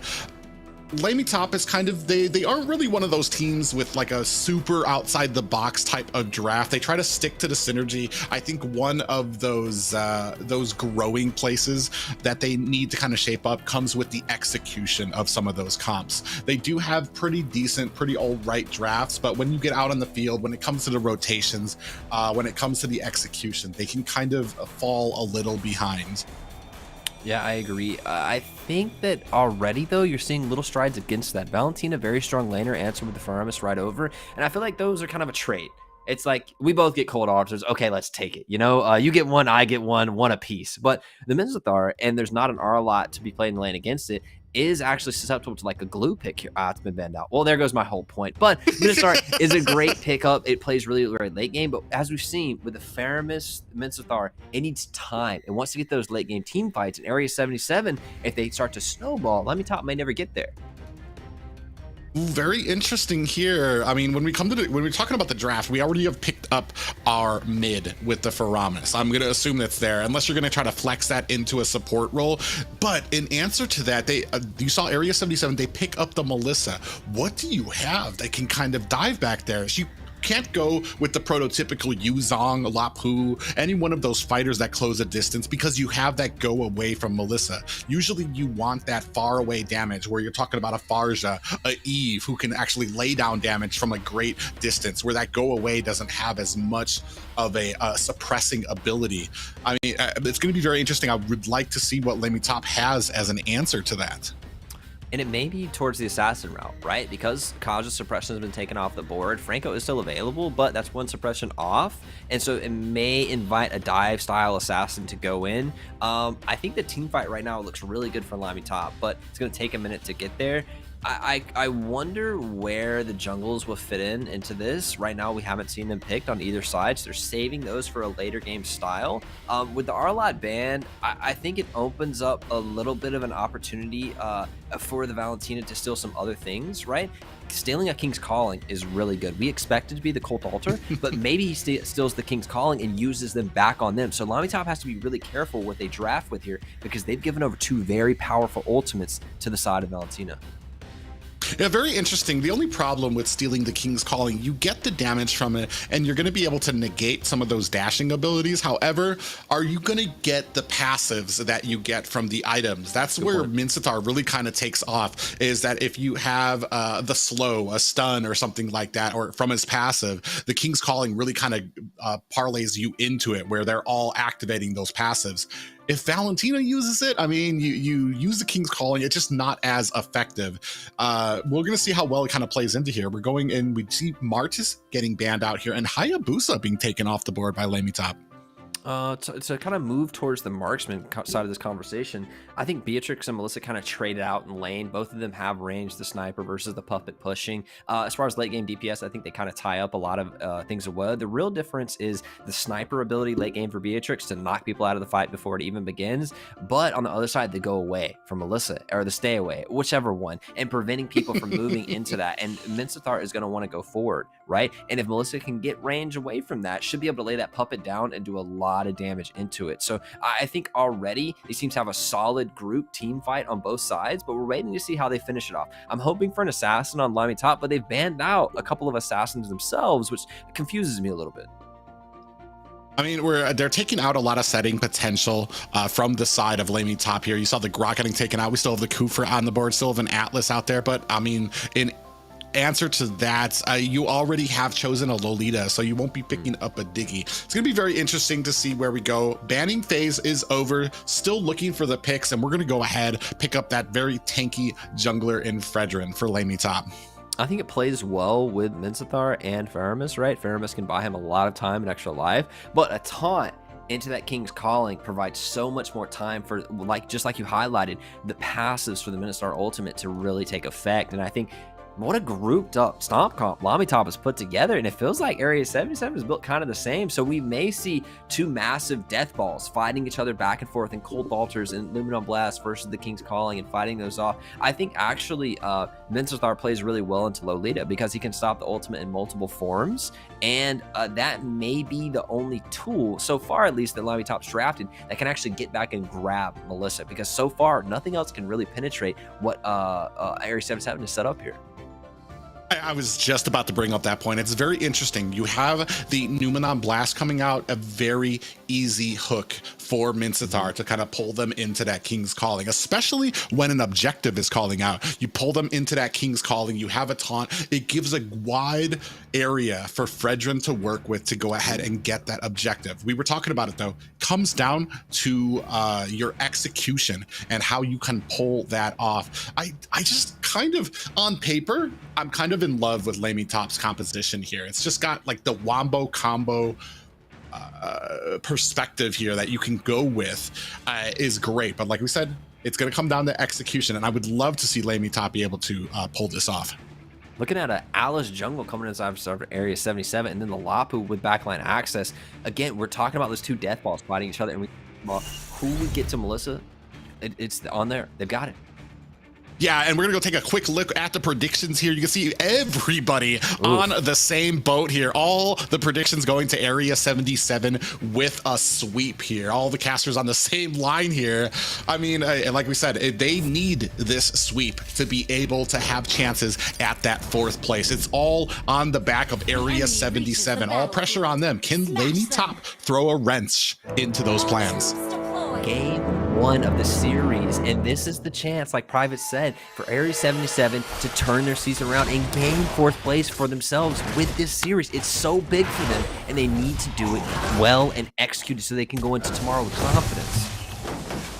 Yeah, I mean, this is kind of an exciting game for me too, because I want to see how well Area 77. We've talked about a lot of issues that they've kind of faced as a team. This is going to be one of those exhibitions where we really need to see something great out of them if they have hopes of kind of making it into the playoffs. Now we're seeing a little bit of an engagement pull back onto Lav and Gals right now, not able to find a kill, and still haven't really gotten, nice little pickup there by Wand Punch to secure that Lethal Wanderer.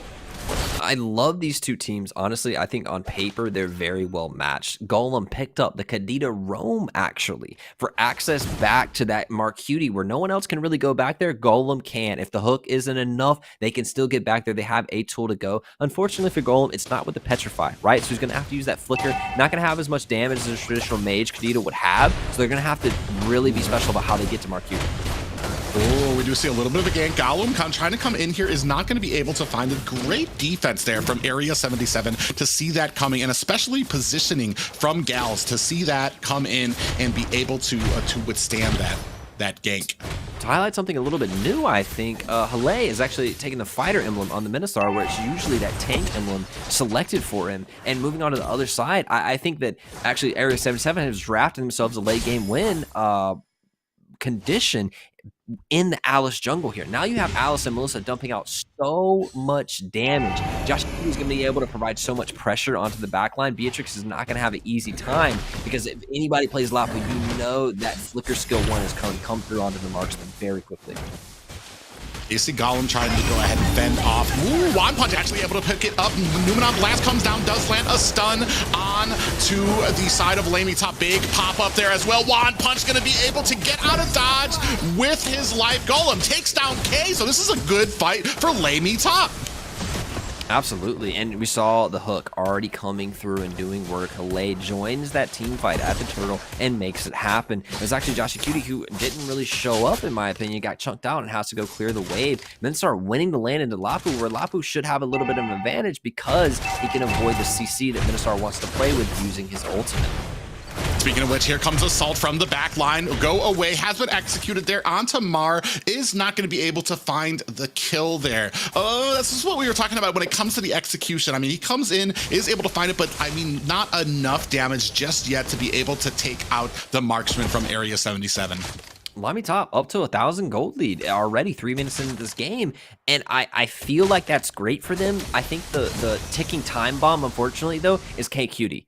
The Alice late game, we all know it, and with the jungle is going to have access to a lot of farm throughout the game, is going to have so much power. Paired with the Numenon Blast and a Lapu provides so much time and stun time duration for Alice to sit there and do damage with Melissa. This Alice is going to be a problem late game. There is so much pressure on this top lane of Area 77 right now. Wand Punch kind of sitting here back in the bush. We do miss a sniper shot. Here comes Wand Punch trying to come in. You do see a beautiful pop-up. Does land damage. Is it going to be enough? Golem gets taken out. Here comes the rest of Area 77. Wand Punch going to have to try to find an escape. Does get frightened, but not too much harm done there, except the fact that you lose a member for your own gank. Yeah, they've kind of forced that, right? Oh, like you're talking about the pressure coming out from that, it became predictable. And then Gals is sitting in the bush, you don't even know is there, lays down the Numenon Blast and actually gets a kill for the side of Marcuti. Now it's Marcuti who's got a little bit of a gold advantage there, and it's Mar who's like, wait, I didn't get a kill. We tried to get a gank. I didn't get nothing from that.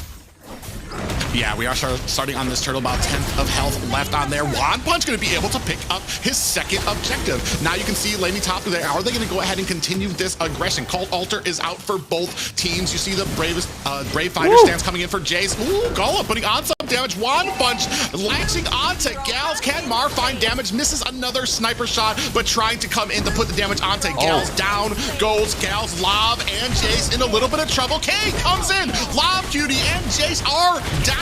What a great game for LaimiTop as they are continuing their aggression. K goes down. That is a 1-6 for LaimiTop. A 5-man wipe early from a team that would expect to take time to get going in this team fight. No, LaimiTop says we can do it now. 5-minute mark clears the whole Area 77 off the board. Area 77 has to win these games in a dominating fashion, and LaimiTop says, no, we're not going to just roll over. We just need LaimiTop to kind of continue with these winning conditions, stay very sharp for it, and they could see their a very dominating win here. Assault actually in a little bit of trouble. Is going to have to activate that flicker to get out of the way. Terrified now is going to use that Shadow Assault to get away, or the Shadow Stampede, pardon me. Mar coming in, does, catches a snipe onto Gals and finishes him down. Lob in a little bit of trouble here. Golem trying to put on the damage, but I'm not sure if he's going to be able to do it. You see K, he is surrounded by 3 members, bit off a little bit more than he could chew, but that allows Mar to pick up their tower. Yeah, so to say, who cares if the support trades for the mage? You get the turret after that, kill for kill. Yeah, some assist goal goes over, but we got the turret. I think the biggest problem in the last couple of minutes here is that mid lane outer for Area 77 is down. That gives so much access to the side of LaimiTop to move without vision. Nobody knows they're out of the map anymore. Oh, we do have a nice pull there from Halid. Gonna find the kill onto Marcuti. Gal's powerless to stop it, is gonna have to find an escape. How far has Area 77 fallen? Yes, they have some late game win conditions here, but LaimiTop putting in work early. I mean, this is so surprising. 5K gold up at 6.5 minutes. Now, we saw a similar tale with Empire early, going against a stronger ranked team than them. They had this advantage, and they made some mistakes at the end, and it was Ackerman able to run it back. Let's see if if LaimiTop can end cleanly in what looks like a snowball. Yeah, Snowball is correctly. Can they maintain it, though? You see a great positioning on the map right now. Golem, they still have great vision. They still have great presence right now. We were talking about execution, and it seems like they heard me because they are playing a very crisp game. A little bit of a hesitant start at the beginning when it came to kind of ganking up at the top lane. Oh, Wanpunch going to go in. Do they have the rest of the team ready in a position? Numenal Blast coming down with the flicker. Does take down Wanpunch. Assault goes down. Occult Altar has been activated. Golem goes down as well. Oh, we were just talking about the execution, and unfortunately, it looks like they're going to go ahead and take the heat for this one as they lose 2 members. Oh, man. I feel like we cast a curse in private. Cult Altar is out. You see in the backline, K-Cutie diving behind that tower. Lee finds a kill, though. And is that going to be enough? Love Cutie goes down. Assault traded for that as well. It is a 2-to-1 death right here in favor of LaimiTop. It's still a 6-11 game. And I actually thought coming into this that LaimiTop would have the stronger team fight. But we saw when Area 77 grouped up. Now, it wasn't a full 5v5. A couple of members of LaimiTop were into the 5-man of Area 77. And you saw Area 77 come alive for a moment right there. And I think if they can keep doing that, they'll give enough time for Alice to get to where she needs to be to take over this team. Looking at her itemization, she has a couple. The Clock of Destiny's built. The rest of it's going there, but not even close to that critical mass Alice needs to really take over a team fight. She won't have access to the Vengeance, so she's going to need a lot of itemization. Unfortunately, I want to say like that last team fight, the reason for it was because Wanpunch kind of dove in a little deep without the rest of LaimiTop being in a position to really capitalize on that gank. So what did Area 77 do? They found an opening and they took down Wanpunch very quickly. And that kind of was, oh, a nice little pull there. Actually is able to take down Gales. They are doing a great job, surprising. Nice taunts onto Lava, who's trying to get away. Pop-up misses, and we do have to activate that Cult Altar to try to get away. Are they going to be able to find a successful kill onto Lav? They are not, but this means they have a great pressure onto this mid tower. Minions are starting to march up, but they're going to turn their attention to this first Lord. Look at the cohesion and honestly the rotation coming out from LaimiTop. They look smooth. It's grouped together, and I have to commend Hale, who struggled on other heroes in other series, is taking over this game. Locks in the golden staff on a fighter emblem Minotaur and making it look damn good. Yeah, and doing an amazing job of it too. I absolutely am in love with the fact that they saw that they couldn't get any more pressure onto the mid. Immediately, all of them went to turn their attention to that Lord. Unfortunately, now we're starting to see a little bit of a slip when it comes to that macro play, as they're starting to lose a tower. They lost a tower, but that's the first tower that they have lost, and you can still see a wide open area here for Area 77 because they've lost their entire front row of towers. Now let's see how they can chain together these objectives, okay? So they back off of pressure, they make a good first step, they grab Lord. Now how can they set up Lord for success, take out the outer ring of turrets, and prepare themselves for the next Lord? Or what Area 77 can throw a wrench in that plan? Yeah, and we're trying to line up the lanes right now. Lord coming up at top. You can see that LaimiTop doing a great job. Minions coming at all sides here right now. That is one tower down. We are down to, on the top side, we are down to the high ground tower. Now we're starting to put damage onto the mid. You can see the minion there working alone, and the big pop-up. This might be it for, we have a Cult Altar coming out there. Gals comes in trying to put on some defense for his team. Sniper shot goes wide. You can see the Lord up at the top taking a heap of damage from that tower. We are down to only high grounds. A nice hook lands onto Jays. He is going to be able to expend that flicker to get out of harm's way. Assault coming in is not find that Shadow Stampede, is not able to hook that onto anybody just yet. We're down to high ground towers for the side of Area 77 right now. And now is the time Area 77 looks to make Force and Error group up in a bush, play out of vision, and it's LaimiTop going to be trying to clear off all the gold on the map, take camps, pushing the waves, do their job, but retain vision on Lord and make sure no one else can get in here, because that means if somebody gets in that bush and they're not expecting it, someone can get picked off. Ooh, Golem almost getting caught up in that bush. He actually might be in a little bit of trouble. He's going to expend that ultimate to get himself out of harm's way. Numenal Blast coming out. Cult Altar has has been activated. Here comes the rest of LaimiTop trying to put on damage. Down goes Lav. Down goes Jace. Mark might be next on the list. Gal comes up trying to force an engagement. Golem goes and is taken down, but Mar Cutie getting taken down as well. It is one player down for the side of LaimiTop, 3 players down for Area 77, but here comes Kay with that ultimate, that Blood Ode, and is taking apart LaimiTop right now. One Punch coming in, trying to put enough damage. I'm not sure if he's going to be able to win this fight, especially against the regen that Kay has. Yeah, it's over. Now that he found the minion wave, he can get back so much HP, they can't trade him out. The only hope is that he runs out of mana, but he's got Clock of Destiny, and as the jungle, he has access to blue buffs. It's now, KQT may have hit that point where, oh no, we can't kill anymore. I think the saving grace is actually the burst that Mar has, but Mar was taken out. So this game is all on KQT's shoulders right now. Mar QT has gold on the Melissa, has the kills, but was taken out early once again. It's on KQT, that sustained damage over time that's just unkillable. He has to shine bright here. LaimiTop, I feel like, need to close this up, especially with this objective. If they can't close it with this objective, they're going to have a rough rest of this game dealing with K. Assault there at the mid, trying to create some pressure to give LaimiTop enough space here for this Lord. They're not really looking to slow play it. You can see One Punch putting some damage up on there as well. Golem. Yeah, Golem coming in there. Oh, nice. Mark QT goes down. Hali with the damage onto K. Are they going to be able to have enough here? And down goes Hali for LaimiTop. Cold Ultra has been activated from the side. You can see Mar putting on the damage. Flicker activated by Lob, and Jace QT trying to put on the damage. Cold Ultra of their own from LaimiTop, and this might be the push that they are looking for. They might be able to secure this Lord if they have created enough distance. 3 players down for Area 77. This might be a sweet and easy Lord for LaimiTop.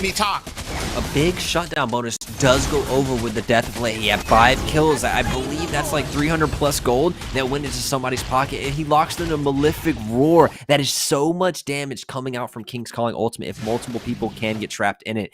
But KQT gets a little bit more gold, a little bit more time. Let's see if LaimiTop can close this, because you're right, 10k gold difference is a lot, but if you don't close soon, there's so much scaling that comes out from this Alice, they may not be able to overcome that with a 10k gold lead.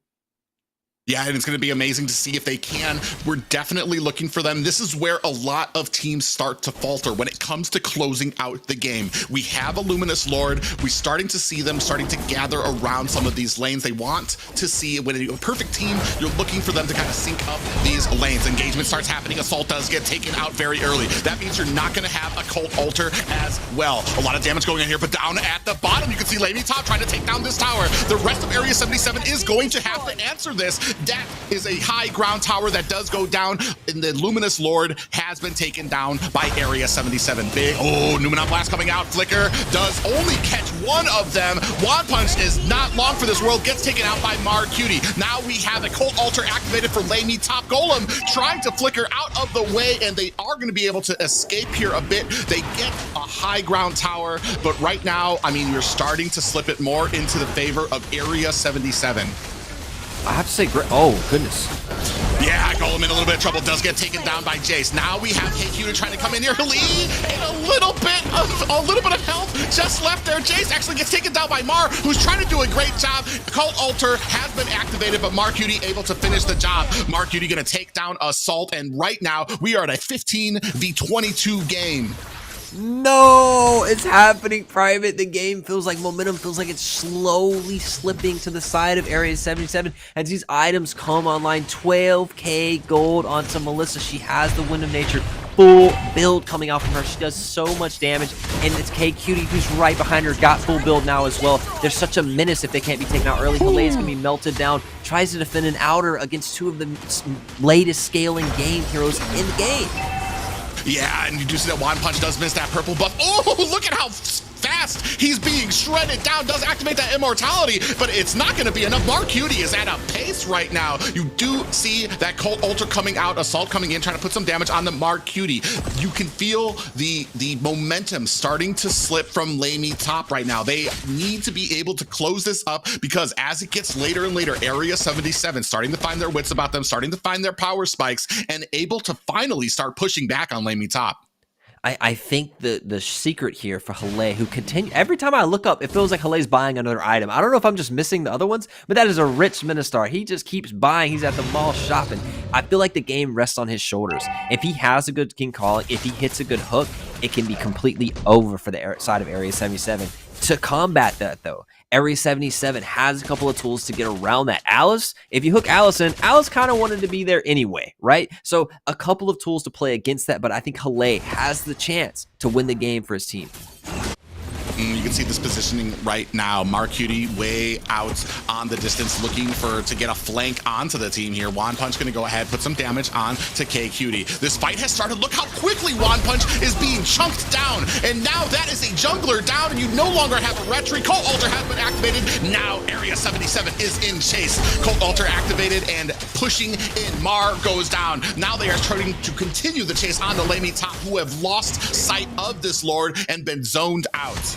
The gold has been brought back completely equal. We're 1,000 gold different in 15 minutes. It might as well be equal. And it's Area 77 has complete vision and control of this Lord now. Now, we talked about how cleanly can they close. It wasn't enough. They fumbled the bag at a couple of plays, and Area 77 was able to hold until the scaling arrived. You don't want to meet a Melissa late game full build. You don't want to meet an Alice late game full build, but here's where we are.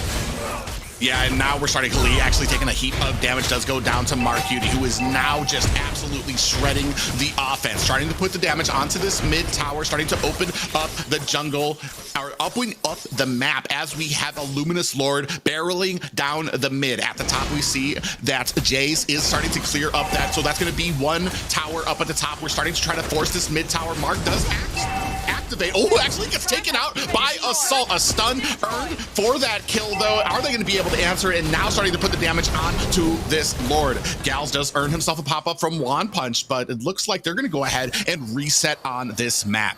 That pick on Marcutie just bought them a few more minutes in this game. The importance of taking him out there, I'm not sure why he was so alone in that, and you have so many teamfight heroes around you, how you find yourself alone. But Golem goes in and then really delayed. It's Assault who follows up and just picks up a really easy kill on a Marcutie who doesn't have the space and time to deal with it.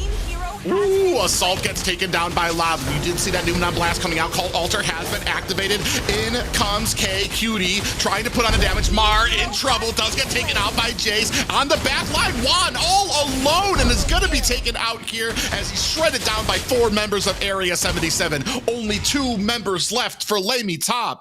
Where are the comms here? Hale is back in the red jungle, not part of this team fight, and he's one of the biggest team fight tools you have. And now they're barreling into their base. They're at the inhibitors.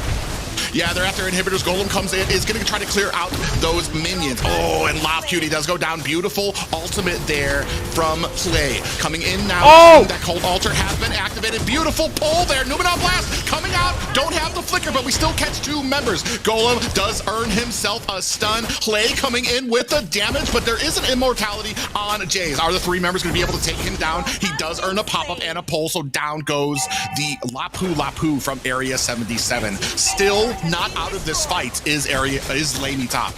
Look at the effectiveness of Hale when he's able to play in front of a team fight, land his skills, and utilize his full kit. He honestly did most of the damage and setup for that team fight and rolled that whole squad by himself. Imagine the rest of the team playing with him as they now have a 5 coordinated push. They have to end here now. Don't give them another chance back in this game. But they're actually going for it. They're going to go try to put enough damage onto this mid tower. They do take it down. That is the inhibitor. We do earn a pull onto Gals. We have the Cult Altar coming out. Now Golem does find the kill onto Gals. And Immortality has been activated. That's another one for Area 77. Can we find the damage onto this core right now? They have to escape. K goes down. Another death, but Assault does get taken down. Are they going to be able to find it? You can see this core down to about half health. Are we going to be able to find the damage? Jace Cutie taking down One Punch. Joshi! Here, look how low they are. A stun onto Hale. He does find a kill onto Jace. Cutie does Mar, but Marcutie, man, look at the damage coming out for him. Immortality has been activated. It's not enough. Mar is not long. It is. And down go LaimiTop. Said they might be out of this tournament, but they can ruin somebody's night, and that is Area 77. LaimiTop takes it after kind of fumbling an early snowball, lets him back into the game, finds a good team fight with Hale, and runs it back down until the 1 shot left on the base. That was so close. You saw Mark Cutie trying to clear those minions just in time. It's not quite enough, but what a game from LaimiTop here. T-Rex gave up on him. He didn't predict for him one more time, and then they turned it around.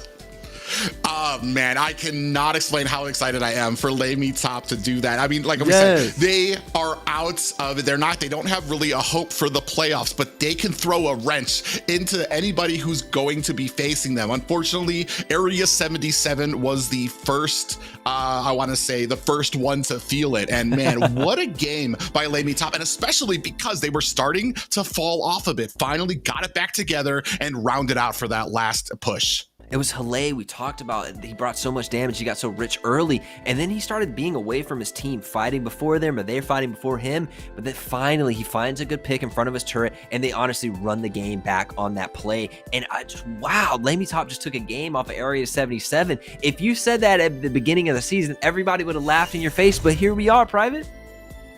Yeah, I mean, a great game here. You can see it almost pretty even, 26-30, but that doesn't really explain what was happening on the map. I mean, some great games played by all of them, especially with, I want to say, Golem doing a great job finding these pop-ups and the kills. And then Hale, when he was part of these fights, had such an impact on these engagements. And you said it's not the story of the game. I think the story of this game was kind of honestly the battle of the throws. I mean, LaimiTop goes and they throw the Lord push, right? And the Area 7s and go in. And then Mark Cutie gets found out twice and gets picked twice. Kind of throwing, playing without his team, without that protection they provide. Take us through this. Yeah, you can see over here, I mean, the last push right there, doing such a great job, and especially with the damage that was coming out from the Melissa. I was very scared for them to get taken out very slow, but Hale doing a great job landing or coming here onto the back line saying, all right, screw Melissa, I'm just gonna go ahead, hurry up and try to take down this base crystal. Does it in exciting fashion, able to find the kill before Melissa is able to stop him. Oh wow, that might be the night that swept me off my feet. That was what I was looking for. That was a thrilling game. I was not necessarily hoping for any team to win, but seeing LaimiTop being able to perform and put out such a great fight and win the first game, it was just amazing. And for you guys out there, we're having our second giveaway of the day. We have 40 giveaway codes listed on the screen to tournament chests, which gives you 12.5% chances to win one of these skins. So make sure you type that code into the link in the description and secure your wins to one of the skins. We're gonna quickly go back to tournament as you guys drop down the code, and let's see how LaimiTop are gonna do for the next two games. I have to say, right now, I'm a little giddy. Yeah. What are the odds of LaimiTop getting their first series win here tonight? I would have lost a lot of money. If we had odds and we were betting, I would have lost a lot of money on that game right there, because I would have bet a lot that they were going to lose. And I don't want to like be negative Nancy here, but how far has Area 77 fallen? The area that LaimiTop's taking a game off of them, and what if they sweep here? That's a huge drop for Area 77. And to update you guys on kind of the standings on what this loss means, if Area 77 swept this game, they would have taken 4th place straight away. Now, tomorrow still got games to play, but today they would have taken 4th place. With that loss, now they put themselves in tie positions, and we may have to have a tiebreaker, things like that. Now you leave your fate into other people's hands as we go into tomorrow. But there is another option. There is the option that LaimiTop sweeps Area 77 and takes away their playoff contention here tonight. If somebody can do it, might as well be LaimiTop. Now, you are a bold man, bold, adventuring man. The fans are going crazy. To imagine LaimiTop sweeping Area 77 is like really, like you said, giddy and exciting for the side of LaimiTop, but it's kind of a fall from grace for Area 77, right? But like you have to kind of like cheer with the victor of the moment, because like LaimiTop has struggled all season long. They've been beaten down by every season. The fans are like, LOL, LaimiTop. I see you guys in the chat, but here they stand tall against Area 77 and a subsiding faction. I was about to say, I bet Ministar's banned this game. Yeah, I mean, it's going to be, they definitely have to take out Mincetar. Hale played a very great game. There were some times Hale wasn't part of the fights and they had a little bit of lopsided engagements, but they quickly found their wits about them.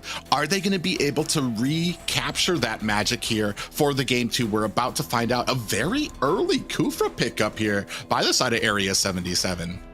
That may spell some Dash Hero like want and need, or Gauss Cuties just really come from Lava Cutie. You're right, it's an early pickup for the Kufra. And I was gonna actually talk a little bit about Lava Cutie. We didn't get to talk about it because we were so excited during the stats portion of the last game, but Lava Cutie actually had a really rough game on Valentina. So I'm glad to see him off that on something else. Maybe he's more comfortable on the Faramus, but the 1-8 score line for the Lava Cutie Valentina just didn't feel very good. Hale now switching up again. He's played the R a lot, the Ministar, now he gets the YZ.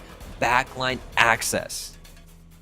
Yeah, I mean, right now you see Yu Zong and Fredrin being picked up. Yu Zong gonna have a great time when it comes to getting to that backline. We don't really know what that backline is gonna be just yet. Lava Cutie gonna go ahead, pick up the Farama, so they're gonna have that Cult Altar, which Assault is going to be able to copy. So it's going to be very interesting to see how we kind of balance these picks out here. We're still looking for a jungler on the side of Area 77.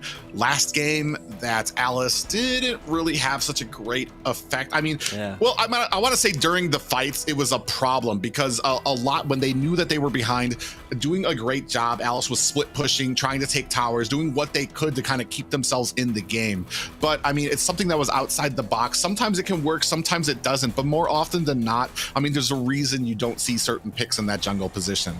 And to kind of counter your point, I felt the same throughout the entirety of it, but there was a moment by Lord where Alice was the only one left, and it felt like nobody could kill Alice, and she kind of ran the team down and killed them slowly, painfully over time, and that was the highlight moment. But you're right, I didn't see that just late game unkillability, I kill all you. I don't think unkillability is a word, but we're gonna push on past that. Hale, much more effectiveness, right? So looking for a big game for him. The story of last game was actually Marcuti on the Melissa, shredding the entire team, doing so much DPS. It felt like if left alive, it was done, but then Marcuti kind of had some positional errors in that game, and a battle of the throws, like I said, it felt like both teams was like, no, you win, no, you win, and throwing it back and forth.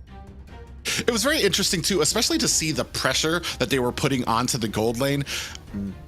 I want to say kind of sloppy. They came up there, they missed twice when it came to ganks, but I mean, even a blind squirrel eventually finds a nut, so they finally were able to kind of get in there and find a kill onto that gold lane. So I mean, they had a plan in there, they missed it, and then they're like, they finally were able to find it and then kind of continued on from there. So I mean, they had a game plan, and that's what I like to see from LaimiTop here, and that's what I've kind of been missing. It's the execution that gets a little shaky, but we're moving into the second half of this banning phase. I just have to commend how seriously you just laid down that joke and just like kept on rolling through it. And like I have to like retain serious now and reply back as you just laid that down. I think Carrie early feels susceptible to a lot of other marksmen, and they immediately ban out the Beatrix and the Melissa. But Leslie does a really good job of countering it, and so does it just went out of my mind. You got me all messed up, Private. You can't be doing that to me. Well, I mean, Carrie, the problem here is like the early game, I want to say, is not going to be favoring Carrie. The problem is, I mean, that last game really wasn't early. LaimiTop had the advantage early, but it started extending, started pushing more back, and you started seeing them starting to slip back. You're not going to be able to do that with a Carrie on the other side because she's going to be able to shred you down. They were able to find the kills on some Marcuti before, even with that go away. So it's going to be very much on the planning of the side of LaimiTop. Ooh, a Paquito is going to be picked up here for Area 77.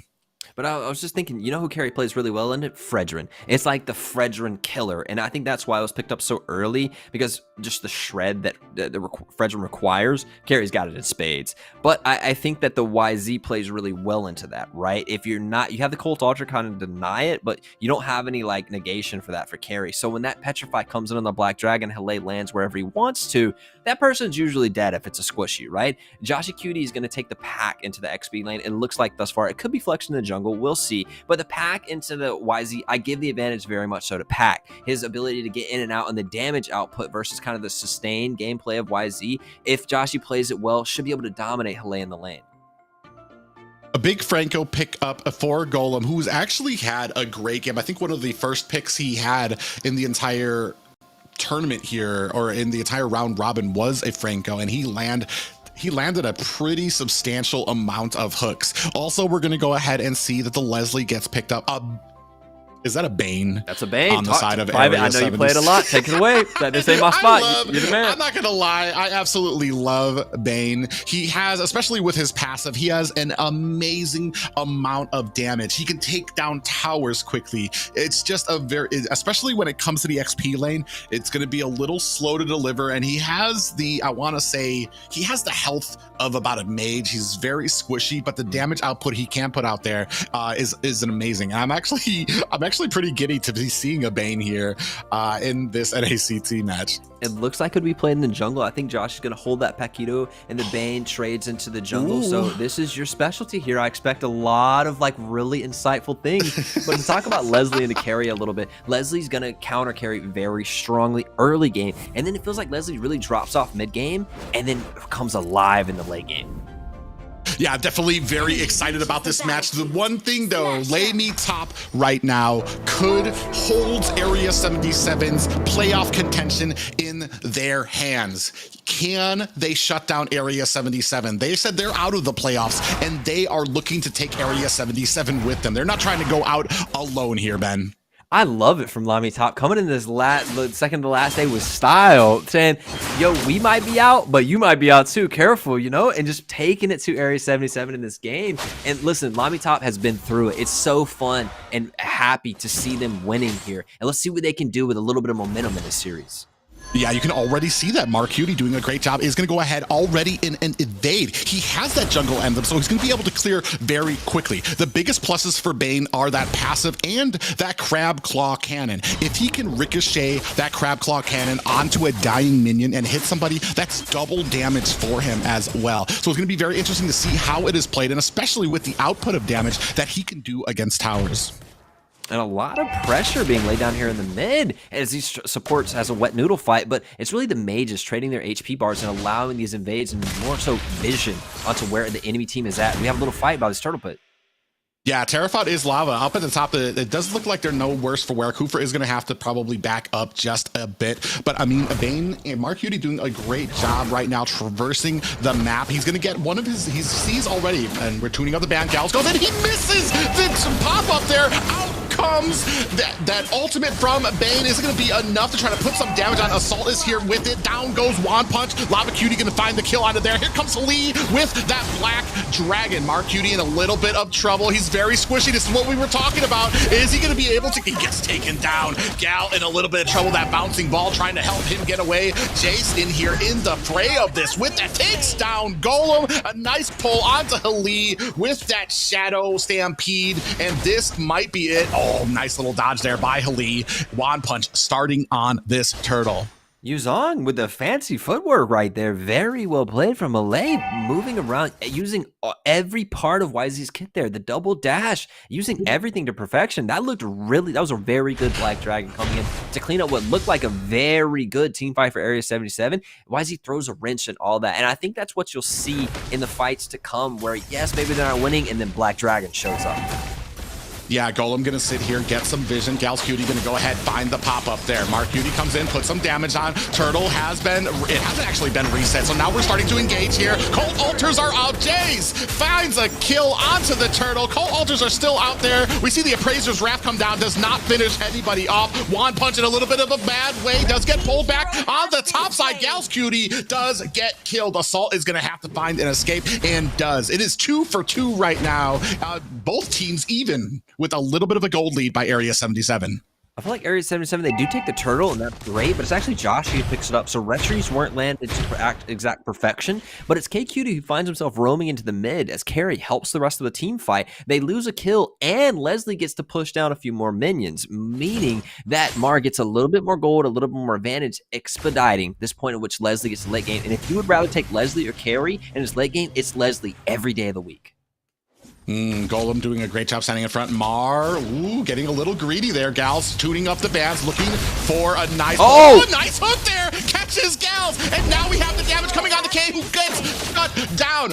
Cutie comes in here trying to put on the damage. You saw that Crab Claw Clan come out, actually chunked Wand Punch a bit there. Here comes Mar trying to put on the damage. Here comes the Deadly Catch, a flicker to get out of the way. Nice suppression, followed by a Cold Altar. 2 Cold Altars out right now. Who's gonna come out on top? A Silence lands it onto Assault, and both teams gonna go ahead, try to get out. Oh, look at that Crab Claw Clan, almost halved Mar.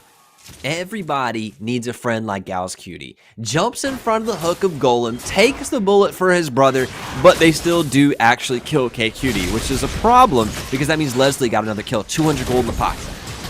Ooh, nice damage there from Assault. Nice little camping there from the Golem, and Assault doing a great job kind of scouting out these bushes. Well, let's take a look at this replay. Like you said, that hook came out. Get down, Mr. President. Gals Cutie able to try to save his teammate, but K Cutie actually goes down anyway. So, I mean, such a great play, but still, I mean, it didn't really have too great of an effect. That ultimate sniper coming out there. Gals Cutie does take the brunt of that assault. Yeah, this is all time, though. It's fine for LaimiTop to go later because they have Leslie. You get to that point where Leslie can start one-shotting and two-shotting really different people on the team. Nice suppression does land onto Cutie, who's going to be taken down by Wand Punch. This is going to go ahead and open up this next turtle because now you don't have a retry for Area 77. Jay's Cutie on the other side trying to create some type of distraction here, but you have 4 members of LaimiTop coming in here. This is not the fight that you want, and he's going to go ahead and safely get himself back to the tower. Lay off to a 2-0 start in the YZ, and we talk about a lot when YZ is played, actually, that a dragon from ahead is way different from a dragon from behind. He's like a little black dragon then, but now 2-0 with the Petrify, he's running at these team fights. You don't want to be K Cutie, you don't want to be Lava Cutie, or even Mar Cutie, depending on the build, with this delay on the map. Oh, Cutie getting caught again. You see that again? Deadly Catch coming out, followed by a Cold Altar. Another Cold Altar by LaimiTop coming in here. Big pop-up on the LaimiTop. Finds 1 stun and a silence onto Assault, who is still coming in. Black Dragon has been activated. He's swimming around the air. Lava Cutie gets taken down by Mar and that ultimate sniper. Here comes the taunt from Wand Punch into the Dragon form by Lee, who is going to be able to take down Jace. Big pop-up by Gals, who comes in there. This is a bad fight for Area 77. Right now, LaimiTop leading it 7-3. It's even worse because it's Mar now finds 3-0 skill line. That's at least 600 gold into the pocket of Mar. That's a lot of gold. Big suppression onto Gals Cutie, takes him out, and you see K not even able to teleport away. LaimiTop doing such a great job of clearing out not just the jungle, but clearing out the bushes and making sure they have vision on everything going on around the map. Meanwhile, Lay up here at the top going to go ahead and try to take down that tower. What a switch up. No one now. LaimiTop game 2, taking it to him, turning it around. Oh, Lee takes the full frontal force of a Deadly Catch from Cutie. Look at the sustain he has there, but ultimately it's going to be the 2 members of Area 77 that find that. Oh, a hook goes wide for Golem, and this is going to open it up for Area 77 to come in. Still not able to take down this mid tower, and LaimiTop desperately need this mid tower to open up the rest of the map of Area 77. I feel like all of this is just a foreword. It's just like the synopsis before you even read the book, because Mar 3-0. Once Mar arrives to this probably like 15-minute mark, something like that, full build is going to be slapping. And I don't see any tools that they have to get back there and punish him besides a Gals Cutie Tyrant Rage. Ooh, you see the flicker from Golem, going to get him out of harm's way, but this is going to go ahead, zone them out for this next turtle. Wand Punch comes in, is going to use that taunt. Black Dragon is out. K Cutie in a bad way. Cold Altar has been activated. Beautiful Cold Altar, by the way. K Cutie does get taken down. Suppression has landed onto Jace. Turtle picked up by Lee. Where was this LaimiTop for the entire season? They are having their way with Area 77. Jace Cutie trying to run himself away, taking the team to Juke City, but he has found himself a one-way ticket to Pound Town. And that actually, it does waste time, but it kind of staggers the team fight as well. Now Joshi won't be up for another 20 seconds, and they can use the 4v5 momentum of his LaimiTop to push even further and get even more off the map. Leslie, still not there yet, but has been relegated to split pushing, taking out a lot of turrets on the map, really not even joining that last team fight. It's the rest of LaimiTop, so much power. You're right, where were these guys? The sleeping giants.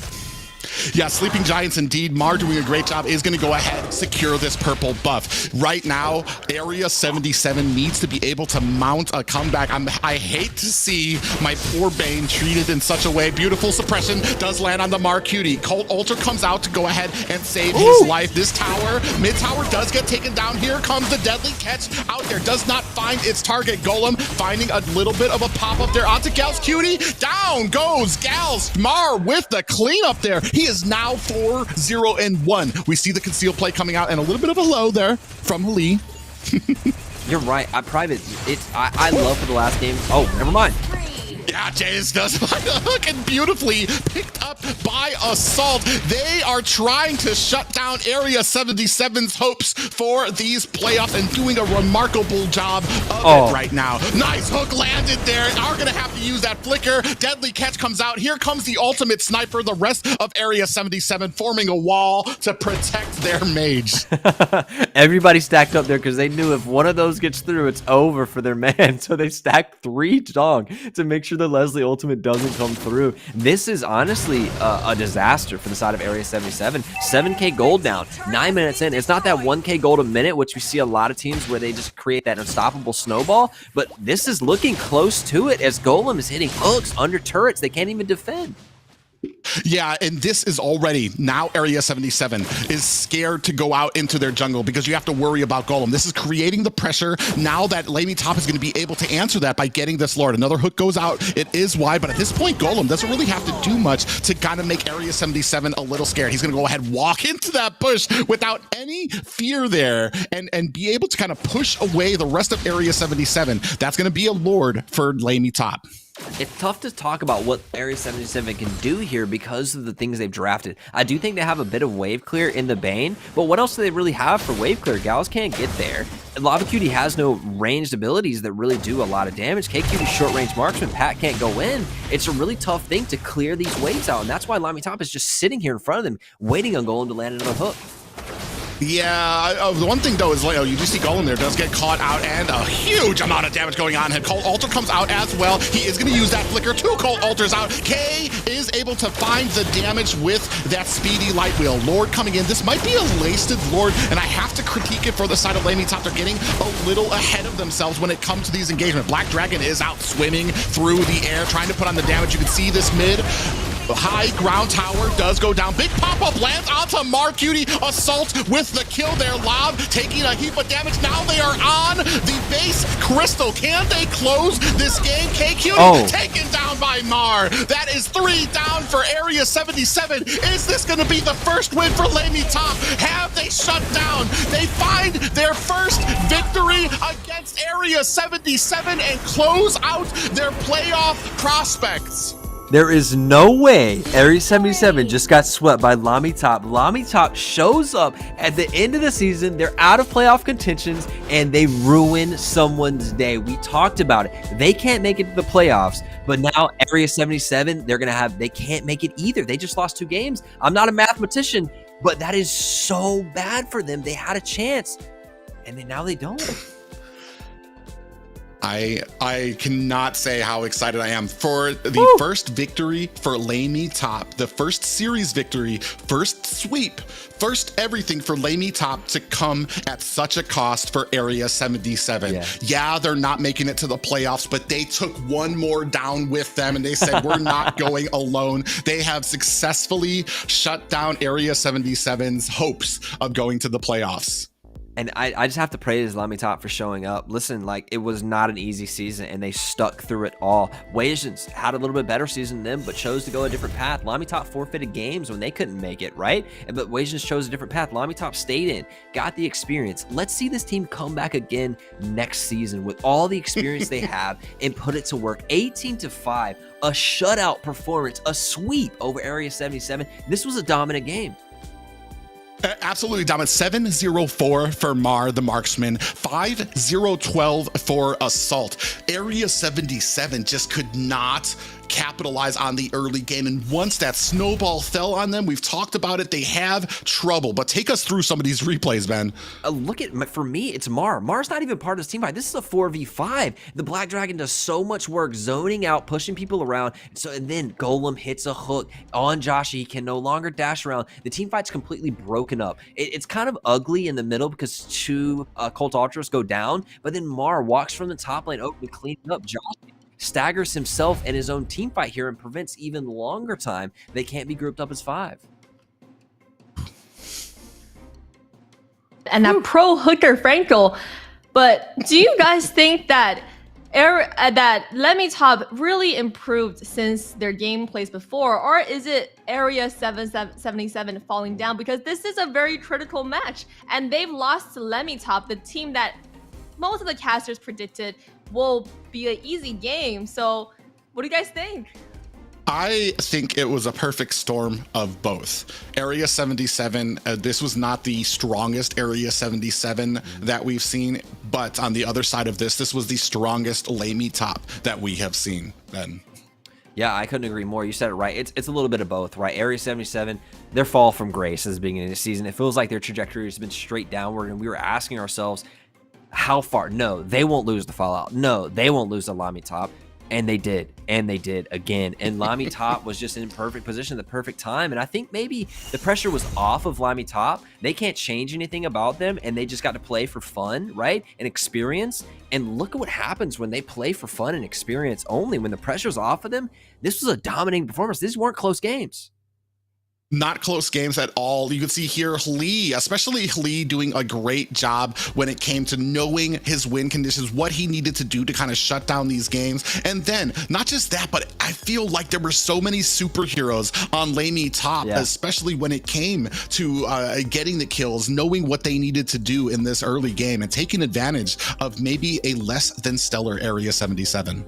Yeah, I think taking advantage, you're right, perfect storm of both things. And it felt like for me, Mar in both games, it felt like he performed in each. Golem had a pivotal point in this last game of making the picks. You see him here searching out these bushes with hooks, and then right here, Gals, he tries to take the bullet for him, but it doesn't really matter. The rest of the team's just so far ahead that K can be killed without the hook here. And look at the damage that comes across. 2v3, they have enough with Leslie here. It feels like Leslie just dominates Carry in the lane, and somebody's gonna have to be careful about picking Leslie early, Carry early, because Leslie may be a great counter pick for it. I mean, that's what we were talking about too. And I can't even speak. You can't even call that luck, because if he would not have blocked that hook, it still would have caught the marksman, and they still would have come output the exact same exchange there. I mean, picking the Bane wasn't exactly, I love Bane, but I mean, I'm not a top tier player. So, I mean, maybe not the strongest pick for them, but what a way to end tonight here with a sweep for LaimiTop over Area 77. And it looks like it's been a sweep for every team we saw today. Ackerman coming on top of Empire at a 2-0, BTK going against at a 2-0 sweep, and LaimiTop at a reverse sweep to everybody's predictions going against Area 77. So that puts a stand for the 4th place, as currently the standings have not changed so much. The Ohio brothers at first, BTK and Ackerman at 2nd and 3rd, and Fallout still at the 4th place, but we know that they are gonna face a very strong, the top opponent of the series, the Ohio brothers, tomorrow, and today they lost to BTK at a 0-2. So with Area 77 performing in this matchup against LaimiTop, it puts the question on whether or not tomorrow LaimiTop can get a win against the Empire, because that will mean that the Empire will be not as high as Fallout, and then Fallout can have a chance to go to the playoffs. So a lot is on the line. A huge amount is on the line for all of these teams. It doesn't end here. Tomorrow still battles to get into this 4th place. Yeah, I think, man, I could talk about this for a long time, so I'm going to make this the most concise that I possibly can. It's such a big deal that Area 77 just got swept there. Pretty much they're out of playoff contention with that game in and of itself. And we were all like, well, if they win 2, they can be in 4th place. And that's how tight those standings were. But when you lose 2 games to LaimiTop like that at the end, it kind of knocks you out. This is a different LaimiTop, right? So I'm wondering tomorrow as they face against the Empire, will we see the whole season LaimiTop, or will we see end of season LaimiTop? And Empire, if you're listening, if you're watching this, please take note. This is not going to be an easy game. These guys are different when they have the pressure off of them. I think tomorrow will start with a great game. It sucks though that Area 17 has to play BTK tomorrow, because if you just lost LaimiTop 2-0, if you got swept by LaimiTop, what's BTK going to do to you? Absolutely, and a lot of intense matches today, and tomorrow will be the last day of the round robin. This is the last week. Casters, what do you have to say to your fans? Remember, the voting is coming in tomorrow, so give your shout out to your fans and then tell us why they should vote for you. Well, I was just about to say that too. Voting has not stopped. There's only one more day left for voting. And if you want to see this excitement with this beautiful, sexy voice for casting those semifinals, you still have a chance to cast your votes to get this amazing duo ready for the semifinals, Ben. Yeah, I just want to say thank you for the opportunity. Thank you for the fans for giving us an audience to be in front of, the production, Dave, everybody around it. Thank you for this opportunity. It's been so much fun for me to be on, and with Private as a partner, I could not have asked for a greater partner, honestly. If you guys want to see us cast the semifinals, we love to do this. We nerd out about this. We are nerds about the game. If you want to see us cast one more time, vote for us. The link should be up somewhere in the chat or something like that. We would love to have your vote. For sure. So make sure you vote for our casters by Sunday and get your votes in and continue watching the tournament. A lot will be happening tomorrow as well. Let's see if LaimiTop can continue performing the way they do and give a fair chance between. They're putting on a show. This is their last show. They have no baggage on their shoulders. So that's how we see a team really performs. All right. See you guys tomorrow. We'd love to have you here. Remember, come here at 5:30 tomorrow Eastern Standard Time. Cheers.